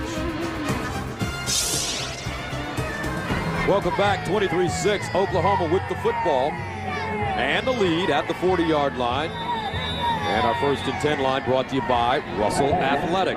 Landry Jones, 17 of 30, 209 yards.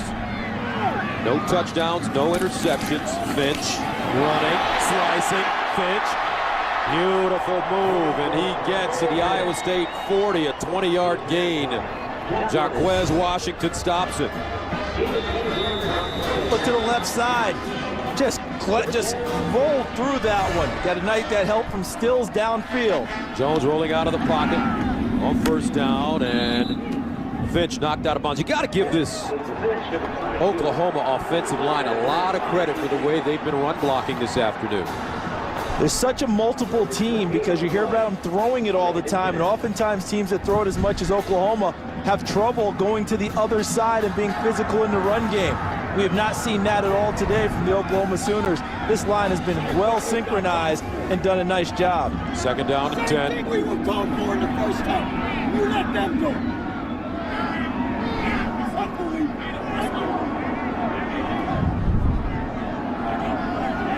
And Jones under pressure. Over the middle, caught. DeJuan Miller, after dropping a ball that would have been a difficult catch early, he has really played some very good football. And Landry Jones got rid of the football with no one to protect against Jake Knott, so he became his own blitz relief pressure by making sure the ball was out of his hands and getting it downfield. Now they bring Blake Bell into the game with the ball at the 31. They haven't gotten into the red zone yet. Third down, 1 at the 31. Bell runs it, and he'll get back to the line of scrimmage. Why do you bring him in, Coach Brewster, and you're not in the red zone yet? Well, again, it's a short yardage situation, Gus, and they feel like they've got an opportunity, a good opportunity, to make the first down with Bell as a runner. That is their power package, what they've done best in short yardage, and it's also an expansion of what they're going to want to do later with him. Out in the field, fake the run and throw it. They're going to go for it on fourth down.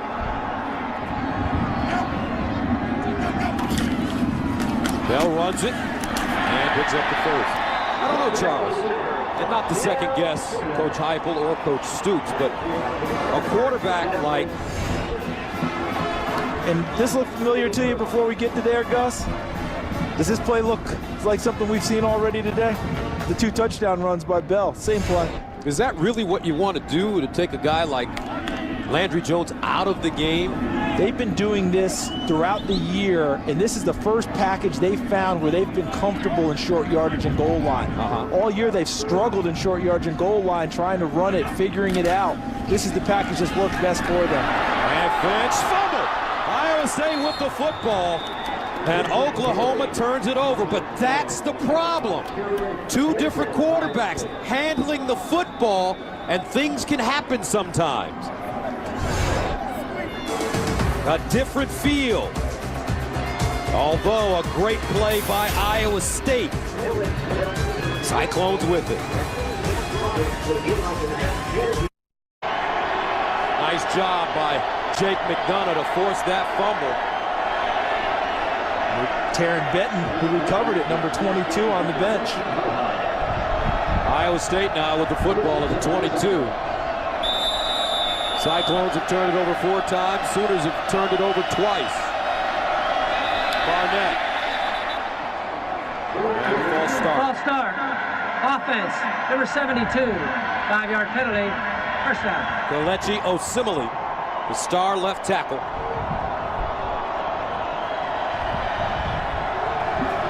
See, this is what hurts your offense when you're starting 1st and 15, deep in your own territory to begin with, going into the wind, so it's tougher to throw the football, getting way behind the chains on first down. At the 17.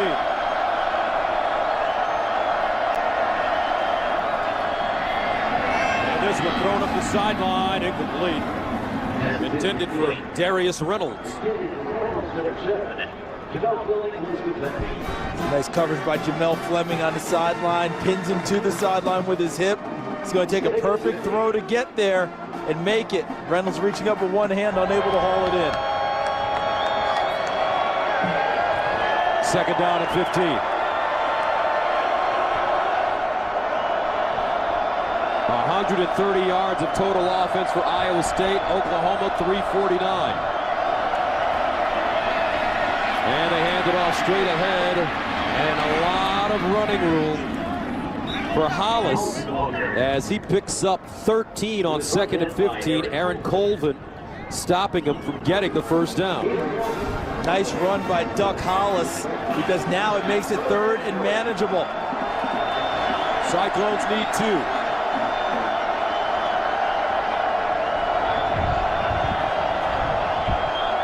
Let's see if Barnett elects to run the football. And they hand it off, and Woody pushes the pile and picks up a first down. Tom Ward finally stops him. So Iowa State will get a fresh set of downs. He's a tough, hard-nosed kid, isn't he? Yes, he Jeff is. Woody. He's the type of kid everybody wants on a team. A former walk-on who's earned his way and gives him the tough yards inside and will forever go down in Iowa State lore with that touchdown against Oklahoma State, knocking off the number 2 ranked Cowboys. First down and 10 at the 34. 7 carries, 33 yards for Woody. They give it to him again, and Woody breaks it big. He'll pick up at least 12 on the play. Make it 13. And this is an example of a running back understanding who he is. One cut, upfield, straight ahead, get all you can out of it. First down to the 47. Hollis back in.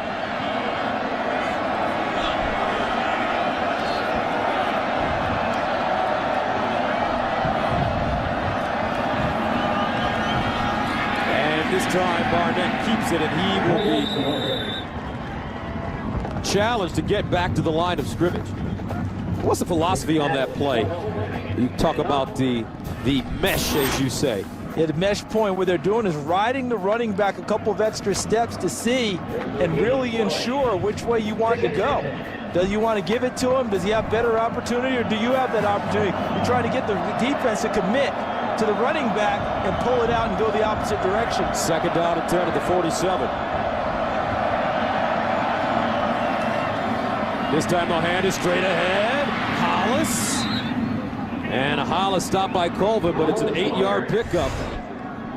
And watch it. This is what you were talking about, Gus. The mesh point between quarterback and running back. See the quarterback reading to the right. His head was out, looking to see, do I hand it off inside based on whether they crash down or not, or do I pull it and go out the backside? Well done on that play by Iowa State. Third down and 2 at the 45. Could be 4-down territory for the Cyclones if they don't get it here. Barnett runs it, and he doesn't get it. Wow, Tony Jefferson sticking him. So let's see what Coach Rhodes decides to do. With the ball at the 45. And the wind is a factor, but I think the clock's a bigger factor. 23-6, they've had so many turnovers, they've hurt their opportunities. I think here you got to go. And the reason I would say go is the clock ticking down. I don't know about playing much defense with Oklahoma 23-6. I want to take my shot now. Well, they elect to punt it. 5th punt for Vanderkamp. And Kenny Stills with the fair catch at the 19. A 26-yard punt. 23-6, Oklahoma.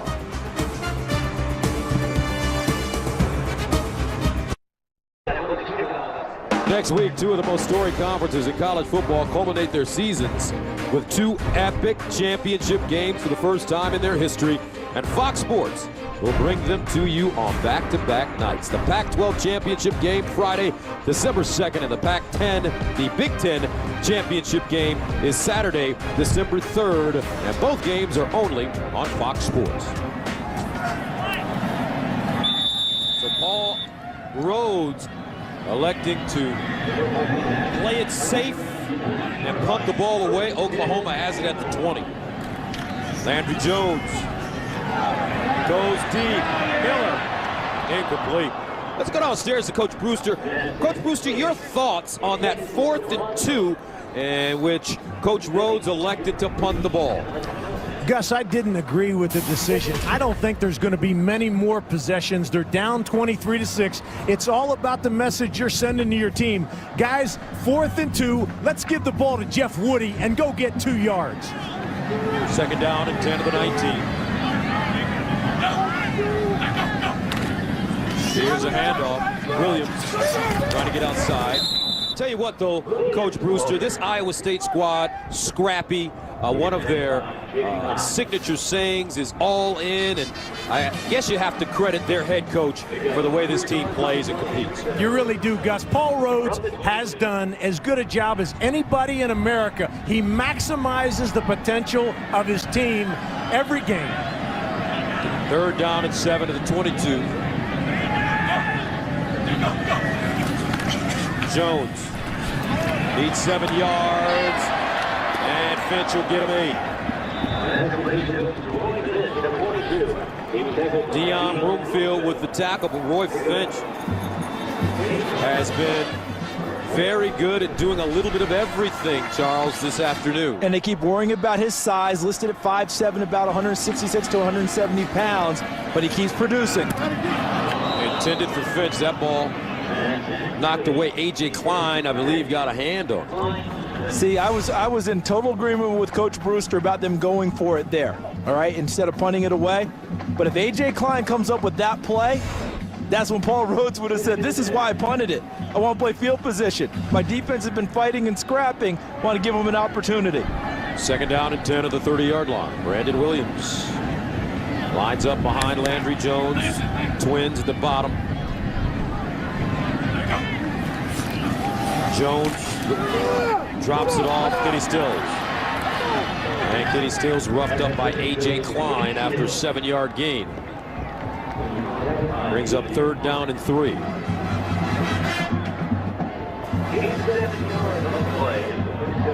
And on this 3rd down with Oklahoma, they're not going with Blake Bell in their power set. They're going to keep the ball in the hands of Landry Jones and see if he can go through progressions and find someone for a 1st down.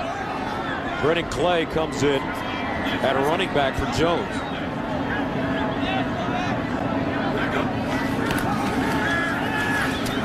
Jones incomplete. Maybe Paul Rhodes was right. Oklahoma will punt it away. James Hanna, the tight end, the intended receiver. Looked like nice coverage by Jake Knott, number 20. Their all-star linebacker sits right in his hip pocket and takes away the arm and knocks it away. Well played by the linebacker. So the defense has been solid this afternoon for Iowa State. The offense has forced this defense to play even harder than they should be playing. Way. Short punt. Takes an Oklahoma bounce. And will be downed inside the 15.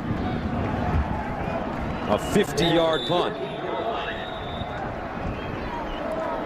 So with 2:35 to go in the 3rd, Iowa State will play with a long field once again. They haven't had great field position in this game this afternoon. And when you look at the turnovers, 3 turnovers, 2 fumbles, and 1 interception by the offense, and then there's that muffed punt as we take a look at our Chase Sapphire action cam. And they had hoped to flip field position at the least when they decided to punt the football, but Tress Way flipped it back at him, forcing him to go, as you noted, the long field. Barnett hands it off, and Jeff Woody pick up a 1.5 yards. Coach Brewster, your thoughts? You know, again here, they're throwing into the wind, strong wind. You know, Jared Barnett's got to do a great job here of being able to spin the ball. You know, we've talked about being able to throw it. He's got to be able to get the ball spun into the wind. 2nd down and 9 at the 14.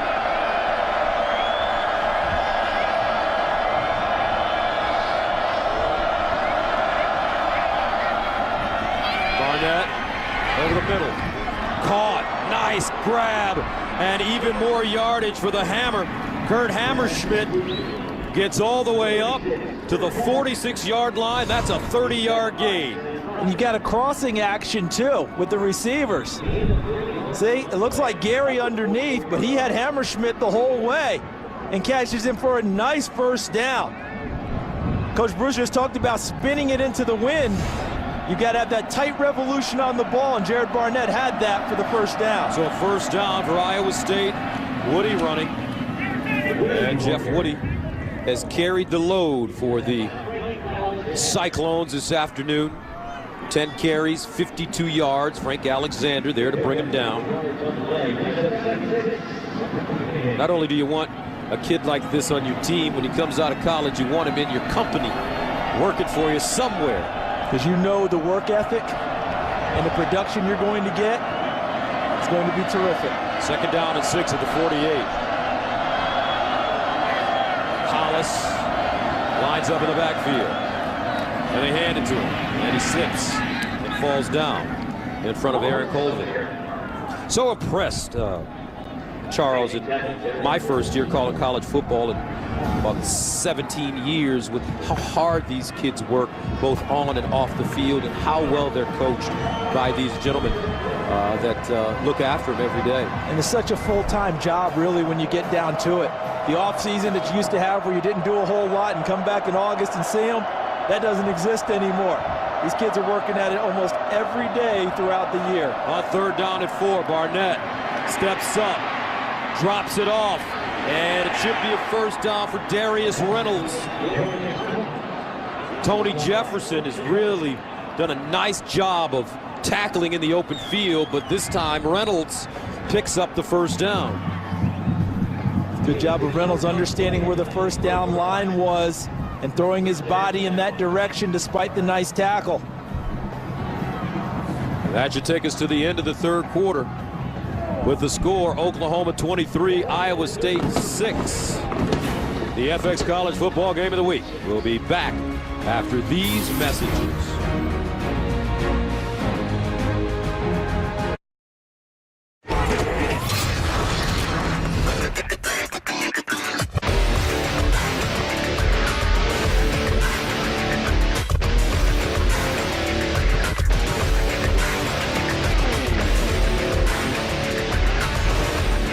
Welcome back as we start the fourth quarter. Those guys must play the tuba. Tuba guys are always a little different. That would include me, because I played the tuba up until 8th grade. And then that explains everything. I was the first band member in New Paltz who they said, it'd be best if you don't come back. Kicked off the band. First down and 10 at the 45. Barnett put some steam on that football, and it's incomplete, intended for Darius Darks. And Coach Brewster, you are really impressed with Paul Rhodes and what he's been able to do this season. I really am. I think he's done an outstanding job. A couple of years ago, Gus, we played him in the Insight Bowl. He beat me 14-13. I tell you, I think he's done as good a job as anybody in the country. Second down and 10 at the 45. And some movement on the Iowa State offensive line. False start. Offense, number 69. 5-yard penalty. Second down. And he's getting good help, too, isn't he, Coach Brew, from his administration? He really is, Charles. Jamie Pollard, the AD there, has done a great job of supporting Paul. He's an Iowa native. There's a lot of people that are going to come calling, but I'll tell you what, it's going to take a lot to get Paul Rhodes to leave the state of Iowa. Second down at 15 at midfield.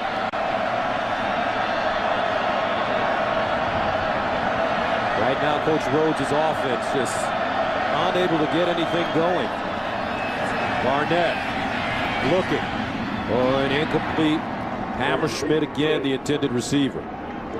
We talked about it in the first half, Gus. Jared Barnett is going to be a really top-notch quarterback. I think he's pretty good already. But this is the next step. He's got to complete throws like that. I mean, that's an open receiver that you got to put the football on to help your drives continue. Third down and 15 at midfield.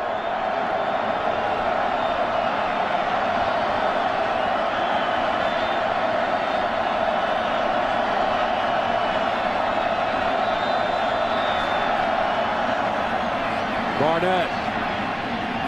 And incomplete. That one sailing over the head of Darius Reynolds. All game, Oklahoma has shown heavy blitz on these passing downs, and more times than not, they backed off of it. That essentially was a two-man rush, and everyone else dropping into coverage. There's Brent Venables, the D coordinator. You won't see a more fiery coach in all of college football. Sixth punt for Vanderkamp. Kenny Stills lets it go over his head and into the end zone for a touchback. The 50-yard punt with a net of 30 yards. Back to Norman right after this.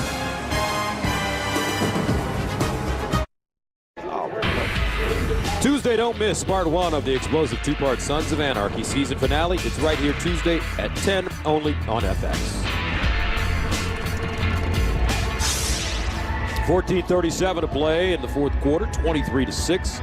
OU, as the Sooners trying to bounce back from that loss last week to RG3 and the Baylor Bears. If Iowa State wants to make something happen, they need to force a big turnover here. See Landry Jones not gone without touchdown pass in consecutive games. And the handoff straight ahead. And this will be Brendan Williams. Williams has had a fine day. That's a 7-yard gain. Here's a young man that they have worked in slowly to allow him to understand the system and get acclimated to playing at this level. And remember, in this system of offense, protecting your quarterback is number 1 for a running back. And for freshmen coming in, that's often the biggest bugaboo for them is learning pass protection. He's run the ball hard, though. 7 carries, 45 yards. And they give it to him once again. Tries to get outside and does. Down the sideline, turning on the juice and out of bounds. Had little Adrian Peterson head bop there as he got down the field. It's the right place for it, isn't it? And he has come along slower than what I think the fans wanted, because kids are so highly touted out of high school now, you feel like you know them before they even get here. And his reputation was that he was a game breaker, and many OU fans thought he'd be in the lineup from game 1. Picked up 17 on that play. First down at the 44. OU really running the football in the second half. Keeping it on the ground. Williams sliding as he loses an edge. And he'll get back to the line of scrimmage, A.J. Klein. Often wonder, Charles, you know, you're seeing all these SEC teams playing extremely well. At one time, 1, 2, and 3 in the country. Oklahoma, prolific offense. What would it be like if some of these teams had to play a big game in really cold weather? How about the national championship game in Green Bay? Changes what you do. It changes you offensively. And the interesting part is those SEC teams you're talking about might be more equipped because of their balance on offense. There you go. Second down. Incomplete. Intended for Finch out of the backfield. It would be nice to see some of those bowl BCS games, rather, rotate to cold weather cities, whether it be Chicago or New York or something of that nature. As long as you can go to the places they're going now for the week before for the fun, and then go play the game there. The fans are like, are you kidding me? You're sending me where? In the dead of winter? Green Bay, third down and 10 at the 44. Landry Jones steps up over the middle, and it's caught. Jackson gets all the way to the 30. That's a pickup of 24 yards. And this is a freshman, and look at it, Landry Jones. Look at the nice move. He climbs the pocket, means he stepped up into the throw and threw an absolute strike to the freshman Jackson. Jones drops it off and incomplete as James Hanna bobbled it. And he's frustrated with not being able to secure that football. And it is senior day. And oftentimes on senior day, seniors don't usually play their best game. Too much emotion involved, too many memories, too many thoughts. But today we've seen a lot of seniors for Oklahoma play quite well. That drop notwithstanding for James Hanna.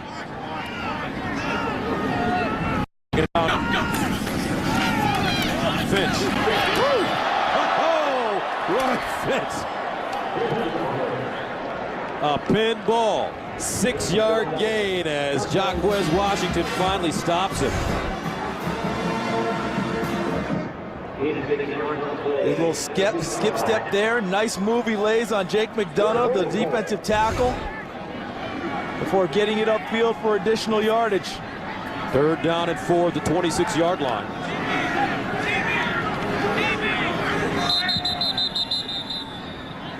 And a timeout. First charge timeout, Iowa State. Called by Iowa State, and that is their first. We will take a break. 12:03 to play. Fourth quarter, Oklahoma with a 23-6 lead.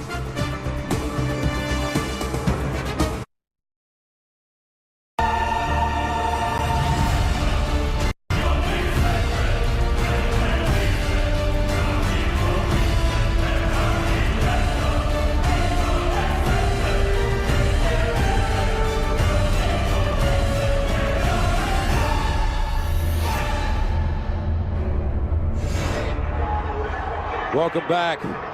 Blake Bell looking forward to getting back on the field, because that means that the Sooners are close to the end zone or in short yardage situations.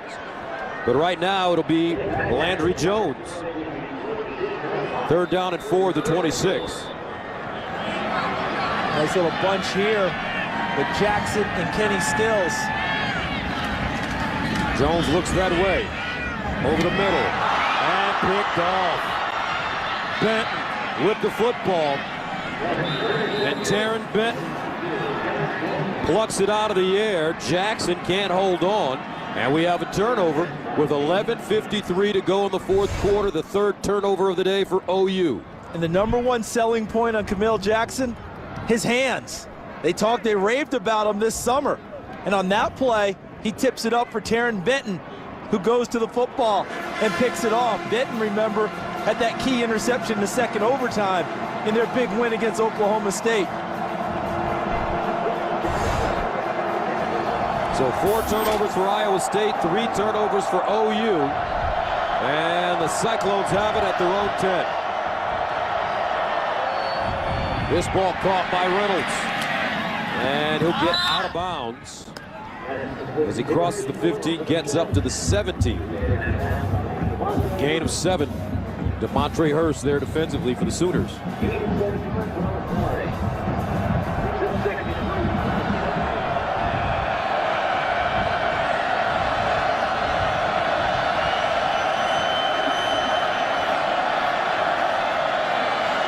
Second down and 3.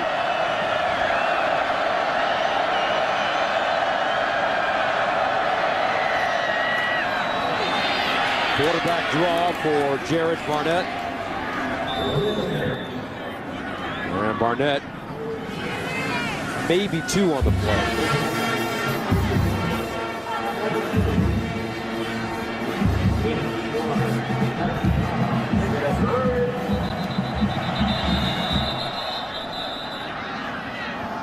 And the officials calling timeout.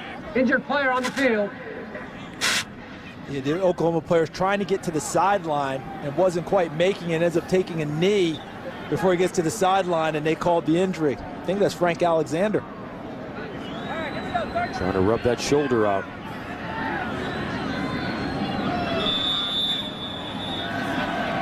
Another wonderful game for Frank Alexander. 3rd down and short. Cyclones need a yard. Woody. And he will get the 1st down. Jeff Woody, such a tough tackle-to-tackle runner. Dependable, isn't he? Yes, he is. Sure-handed. Knows what he's doing, gets his head, gets everything he can out of his talent. You know, he had 61 rushing yards against Kansas. 47 of them came in the final 247 as they were trying to lock that game down. 1st down to the 22. Barnett stepping up, and he's taken down from behind. Tony Jefferson, as well as Corey Nelson, who made the tackle there, have been 2 players that we've been talking about an awful lot on this Sooner defense. Corey Nelson was playing behind Travis Lewis, and in the spring, he got a lot of work. They said he was their best player and started the opener when Lewis was hurt. He's a terrific player. Tony Jefferson at a variety of positions, a true hybrid, has played at an All-America level all year long. 2nd down and 10 to the 22-yard line.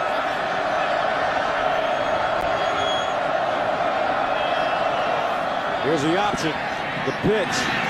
Hollis spins, and Hollis taken down by guess who? Tony Jefferson. He's something in open field. Watch him. He's going to come up and make the play and stay on his feet in order to make the play on the pitch. Eludes the block, stays, dances with Hollis, and gets enough of him to knock him down. 3rd down 9 to the 23-yard line.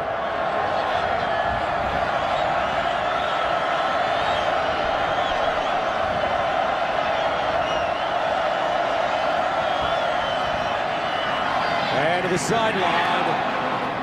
Incomplete, intended for Reynolds. Dangerous throw.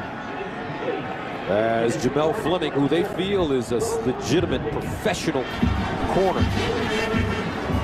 down the road. He was in the vicinity. Kept drive on the football. He's in great position. Ball's thrown low and away. He missed a couple of games with a knee injury. But remember the game he played against Texas earlier this year with 13 tackles, ripped the ball away from a receiver and took it the other way for a touchdown. Kenny Stills back deep, and he'll get a chance to run it. Stills over the 40 up to the 44. A 40-yard punt and a 6-yard return. Jeff Woody with the tackle on special teams.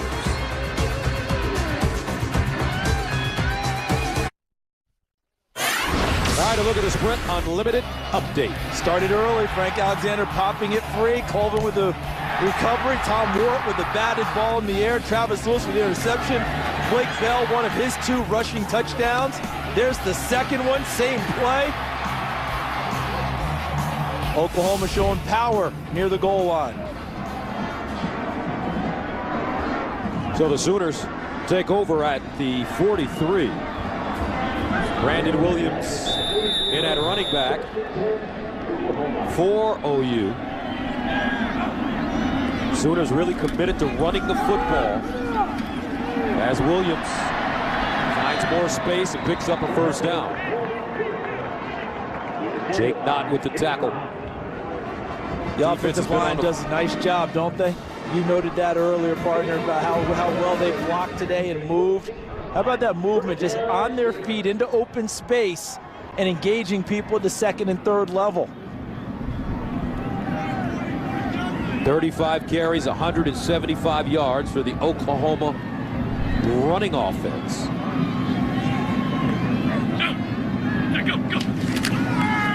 Here's a reverse, a double reverse. Franks around the corner. Franks down the sideline. Franks, one man to beat, and he's down at the 1. 53 yards. He had a 43-yard reverse earlier in the day. 2 carries, 96 yards for Trey Franks. So if a reverse earlier is good, a double reverse later is better.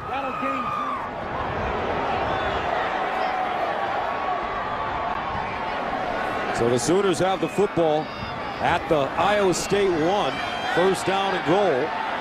They bring Blake Bell into the game for short yardage. Guess what's coming? And Bell runs it maybe back to the line of scrimmage. Jake Knott, first man 2. I thought he had it if he just follows the fullback to the line of scrimmage. Both fullbacks to the right side. He cut it back into traffic. Stays with the fullbacks and burrows. I think he's got it because that's the same play we keep seeing.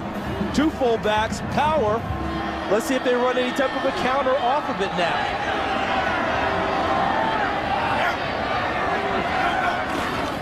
They run the option. The pitch. Miller. Oh, and he is hog-tied and taken down by Taryn Benton.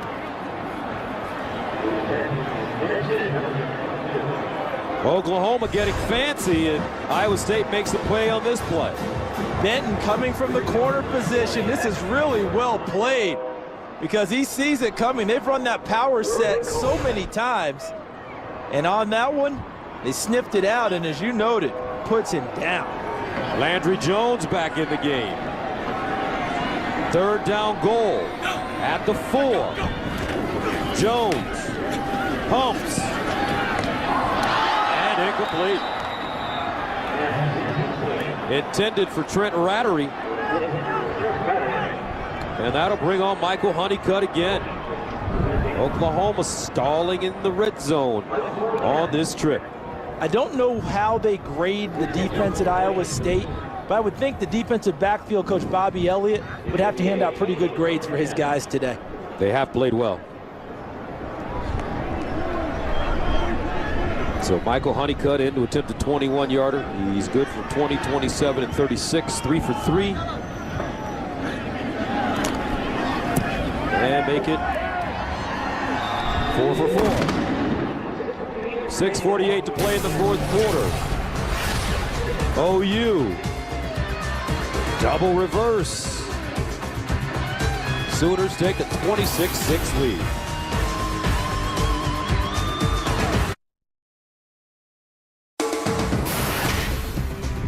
Fox College Football is presented by Russell Athletic, who reminds you that together we are. And by Buick, see real stories of human achievement on the Buick Human Highlight Reel at ncaa.com/Buick.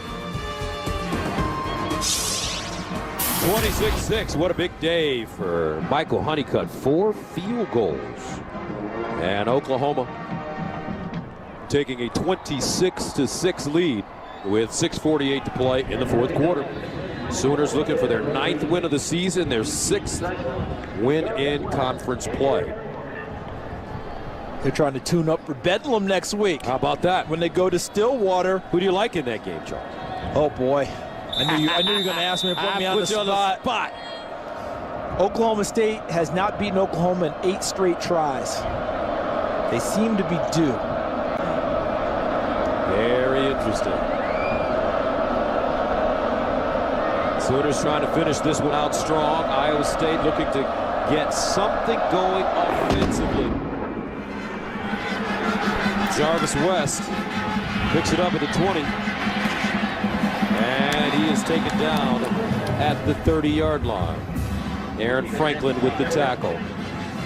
Now this is senior day here in Norman. 15 seniors being honored, and they also have another senior on their mind. Hey, well, one teammate that's not here tonight, baby. This is for him. Tonight, this is for him, baby. Here we go. 12. 1, 2, 3, 12. And they're talking about Austin Box, the linebacker who passed away this past summer, honoring him in pregame. His parents holding his jersey. What a tough time for them. Appreciating the gesture and honor, but obviously missing their son. First down and 10 at the 31. Barnett firing to the sideline, incomplete. Intended for Aaron Horn. A lot of very good young quarterbacks. Emerging quarterbacks in this Big 12 conference as you look at the remembering of Austin Box. Marcus McFarland, the defensive tackle, wearing the jersey today. A defender would wear it every game, and that was decided by Travis Lewis and Landry Jones, who wears number 12 on offense every week. Second down and 10 at the 31. And a handoff to Woody. As Frank Alexander stops him. And we're talking about some of the young quarterbacks in the conference. If you look at this kid here, Jared Barnett, James Franklin at Missouri, although they are leaving to head to the SEC. Seth Dagey at Texas Tech. Very good. We don't know what RG3 is going to do, as well as Landry Jones. Young man at Kansas, Jordan Webb, has played well throughout the year despite the team's record. And Barnett in trouble. Throws incomplete. Almost intercepted by Aaron Colvin. Tannehill. Colin Klein at Kansas State, who we've seen with Blake Bell today, kind of does a Colin Klein imitation, just not as a full-time player. That's right. A lot of smiles on that Oklahoma sideline. Fourth down and 7 at the 34. Now Iowa State going for it. And then now you have no choice because of the time frame and the score. Timeout. Oklahoma. And the Sooners will burn a timeout. And they thought they would punt it. they thought they were going to punt it, and they had the defense, and they were rotating who had to be in and who had to come out. Coach Bob Stoops coaching until the very end. What a wonderful job he's done. Let's take a look at some of these great quarterbacks in this league. Robert Griffin, Landry Jones, Brandon Whedon, Oklahoma State. And there's Seth Dagey. You know, a case could easily be made for the first 3 to all head to New York City for the Heisman Trophy ceremony. That's right. You could easily make that case. Now, all 3 will not be there. It's just law averages against them. But you could make a case for it, that they would have to be guys in consideration for that award. But I would say 2 of 3 will make it. I think, hey, I'm not going to disagree with you on that one at all, not one bit. But I think Robert Griffin III last week really propelled himself. 4th down and 7 for Iowa State. Barnett underneath, incomplete. Ball dropped by Darius Darks. And the Cyclones would turn it over on downs with 5:45 remaining in the ballgame. And I think that was, I keep talking about the continuation and the maturation for Barnett. I thought that was a mature throw because he eluded trouble and really stepped into that and put it right on his receiver, and Darks just did not catch it.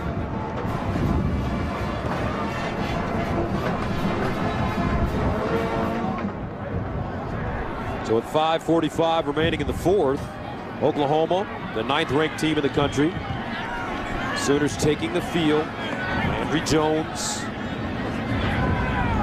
not finished yet. And a timeout called by OU. Second charge timeout. Oklahoma, 30-second timeout. I think that's one of those lapse of concentration timeouts that teams had to take. Things are rocking along, things are going easy. They're calling for a formation or personnel grouping. Not everyone's hearing. Is the communication good? A lot of them just look at the clock saying, when's this bad boy over on senior day? Bob Stoops not going to have that. that's not going to fly. That will be heard about in staff meeting and with the team. Coach Brewster, Oklahoma, Oklahoma State. What do you see next week? Well, I see a heck of a football game. Bedlam, I'll tell you what, I don't believe that Oklahoma State truly thinks they can win this game. It's been 8 years in a row, and the psychological effect that OU has on Oklahoma State, I think Oklahoma wins again. And that game will be for the Big 12 championship next week. Remember, no championship game. Kenny Stills underneath, incomplete. But a de facto championship game. Exactly. And concentration time is really kicking in here, I think, for Oklahoma. You know, Camille Jackson should have come up with that catch. They got tipped off his hands, turned to an interception for Landry Jones. That one he put right on Kenny Stills. Almost wonder if Landry's going to take a timeout himself and call his receivers again and say, fellas, let's finish this thing out, okay? Let's do this thing right before we go to Stillwater.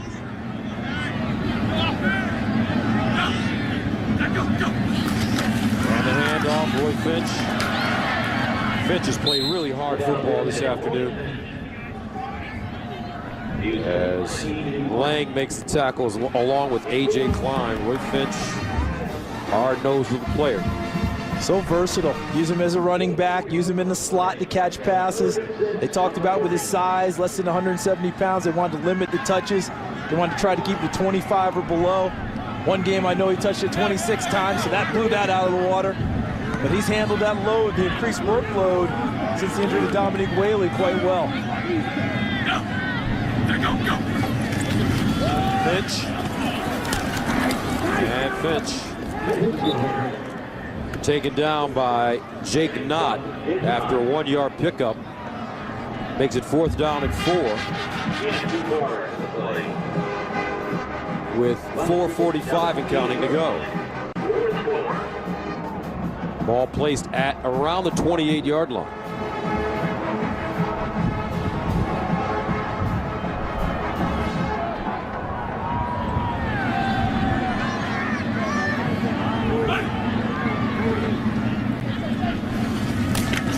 Landry Jones, and picked off. This time, it's Reeves. All the way up to midfield, and he goes out of bounds. 27-yard return. 4 turnovers for each team in this game. Coming out of the half, Coach Brewster talked about Oklahoma's goal was to play a clean second half.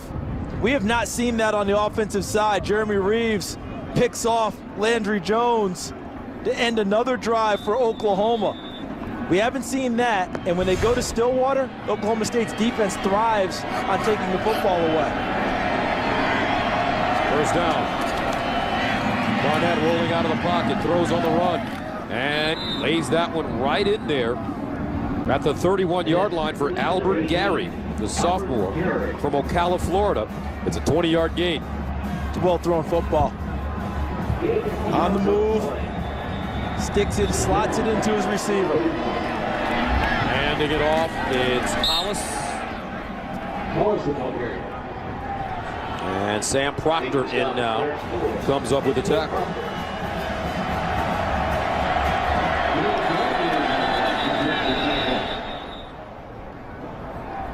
Final timeout. Oklahoma, 30-second timeout. 3:52 to play in the fourth, 26-6, OU. How about for Iowa State? As you look at the Cyclones wrapping up the season. Bowl eligible for the second time in 3 years, which is very impressive. Picked off another team that they shouldn't have beat, quote unquote. Another upset, the biggest one of all, being Oklahoma State, where they were 0-56 or 65-2 in their history versus teams ranked in the top 6 in the country. Also, remember they beat Texas Tech after Texas Tech beat this Oklahoma team. Texas Tech beats Oklahoma and has a home game with Iowa State the next week. All the momentum, and Iowa State goes down there and beats them 41-7. Texas Tech hasn't won a game since. That's right. The last win was here at OU, and Texas and Iowa State started that slide. Second down and 1 at the 22.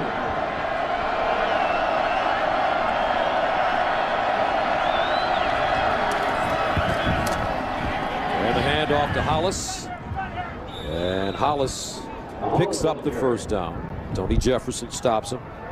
Duran Hollis, a freshman from Fort Worth, Texas. A lot of Texas kids on this Iowa State roster. And they you know, listen, everyone recruits that state to go get guys, and they always feel like they have something to prove when they play the big boys of the Big 12. Oftentimes you hear the same refrain. I didn't really get recruited by them, but I think I was good enough to go play for them. And they play hard, whether it's Oklahoma, which recruits Texas awfully hard, or all the Texas schools. Second down and 7 at the 17. Jeff Woody in the game, lined up in the backfield.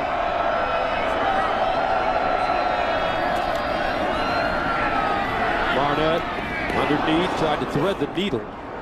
Intended for Jarvis West, and he was triple covered.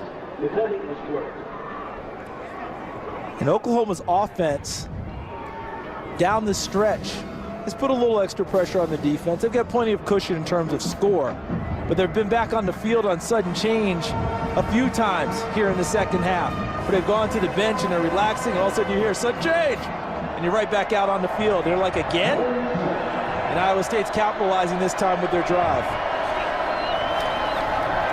Barnett decides to run and is tackled hard by Tom Ward. And there's an injured player on the field. And that may be Alexander again with the shoulder. Frank Alexander had that shoulder rubbed out earlier.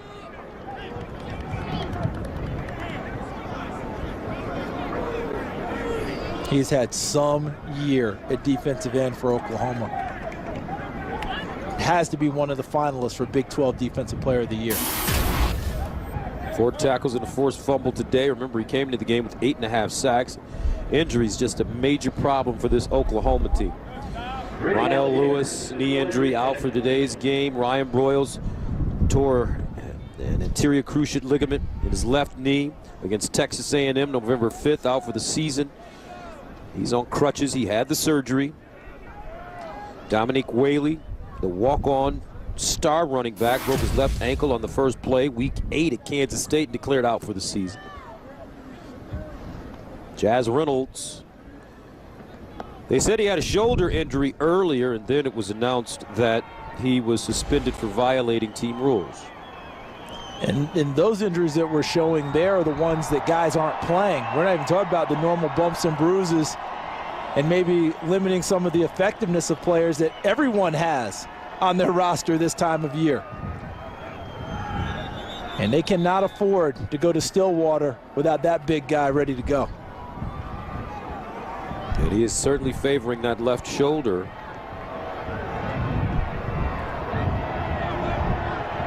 Frank Alexander had his best game last week. Career high, 10 tackles, 3.5 for losses. 4th down and 6 at the 16.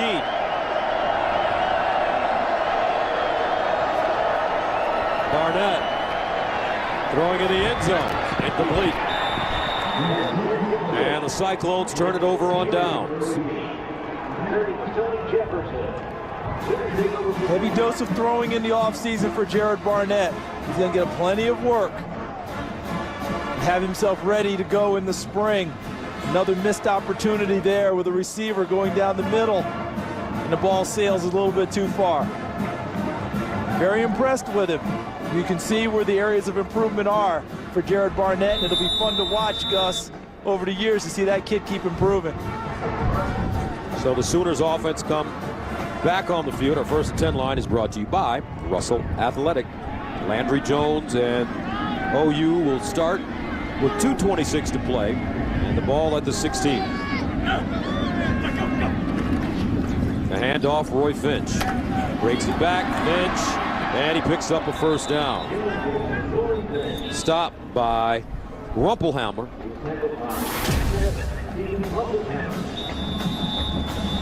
The turnovers a story today. Oklahoma with 4 and Iowa State with 4. But not as many points off of turnovers as you might expect. Hey, you're talking 4 turnovers only turning into 9 points for Oklahoma and just 6 for Iowa State. That's pretty unusual. Well, the Sooners have rushed for 235 yards this afternoon. A combination of Roy Finch, Brandon Williams, Brennan Clay, and Trey Franks on 2 reverses, boosting those numbers. 235 rushing yards, 256 passing yards, close to 500 total on the season. Oklahoma averaging, though, 551 a game, 164 rushing, 387 passing. 2nd down and 7. I think they'd look at the turnover number and think to themselves, without the turnovers, we're rather with our normal number. Give the Iowa State defense, though, some credit. They play some solid football this afternoon. Yeah, I think we've noted that throughout the game, where they've just battled and scratched and clawed, kept them from touchdowns at times, forced field goal attempts. Offense unable to get in gear enough to make the defense's efforts totally pay off. And as Coach Brewster said, this is a Paul Rhodes team. They play hard every single snap. Not only do they not have the same bullets, they're not playing with the same gun as some of these other teams in the Big 12. Now, a little bit harder when you're in Ames, Iowa, trying to compete with the Texases and the Oklahomas in your conference. But they've got a big one next week themselves. They get Kansas State, another top team that they're going to play against, that they'll have an opportunity to beat. So Brandon Williams running the football, and that should do it. Oklahoma 26, Iowa State 6. The Sooners improved to 9-2, 6-2 in conference play. Bedlam next week as they travel to Stillwater to take on Oklahoma State.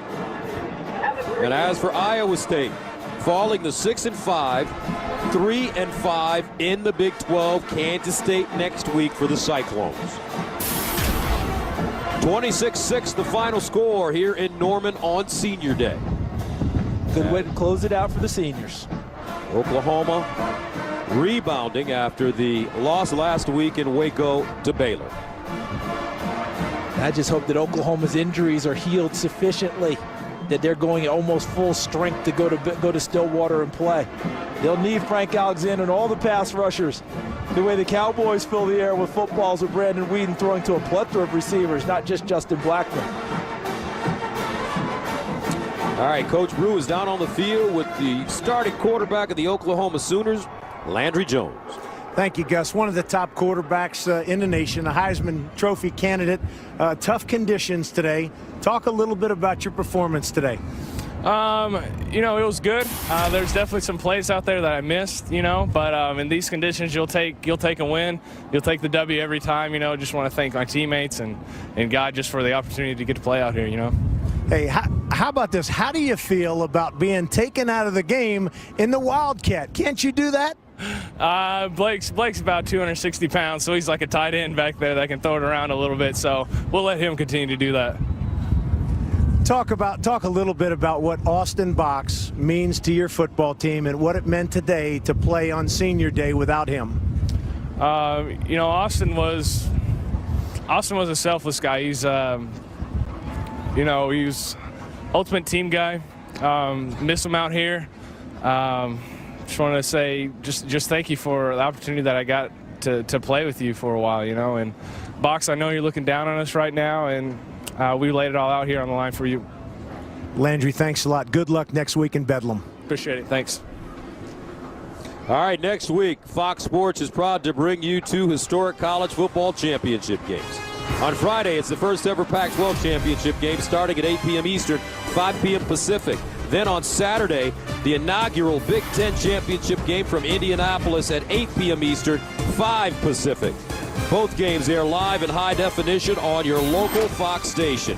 Coming up next after a commercial break, Kevin Frazier and Marcus Allen in the studio for the Russell Athletic postgame show.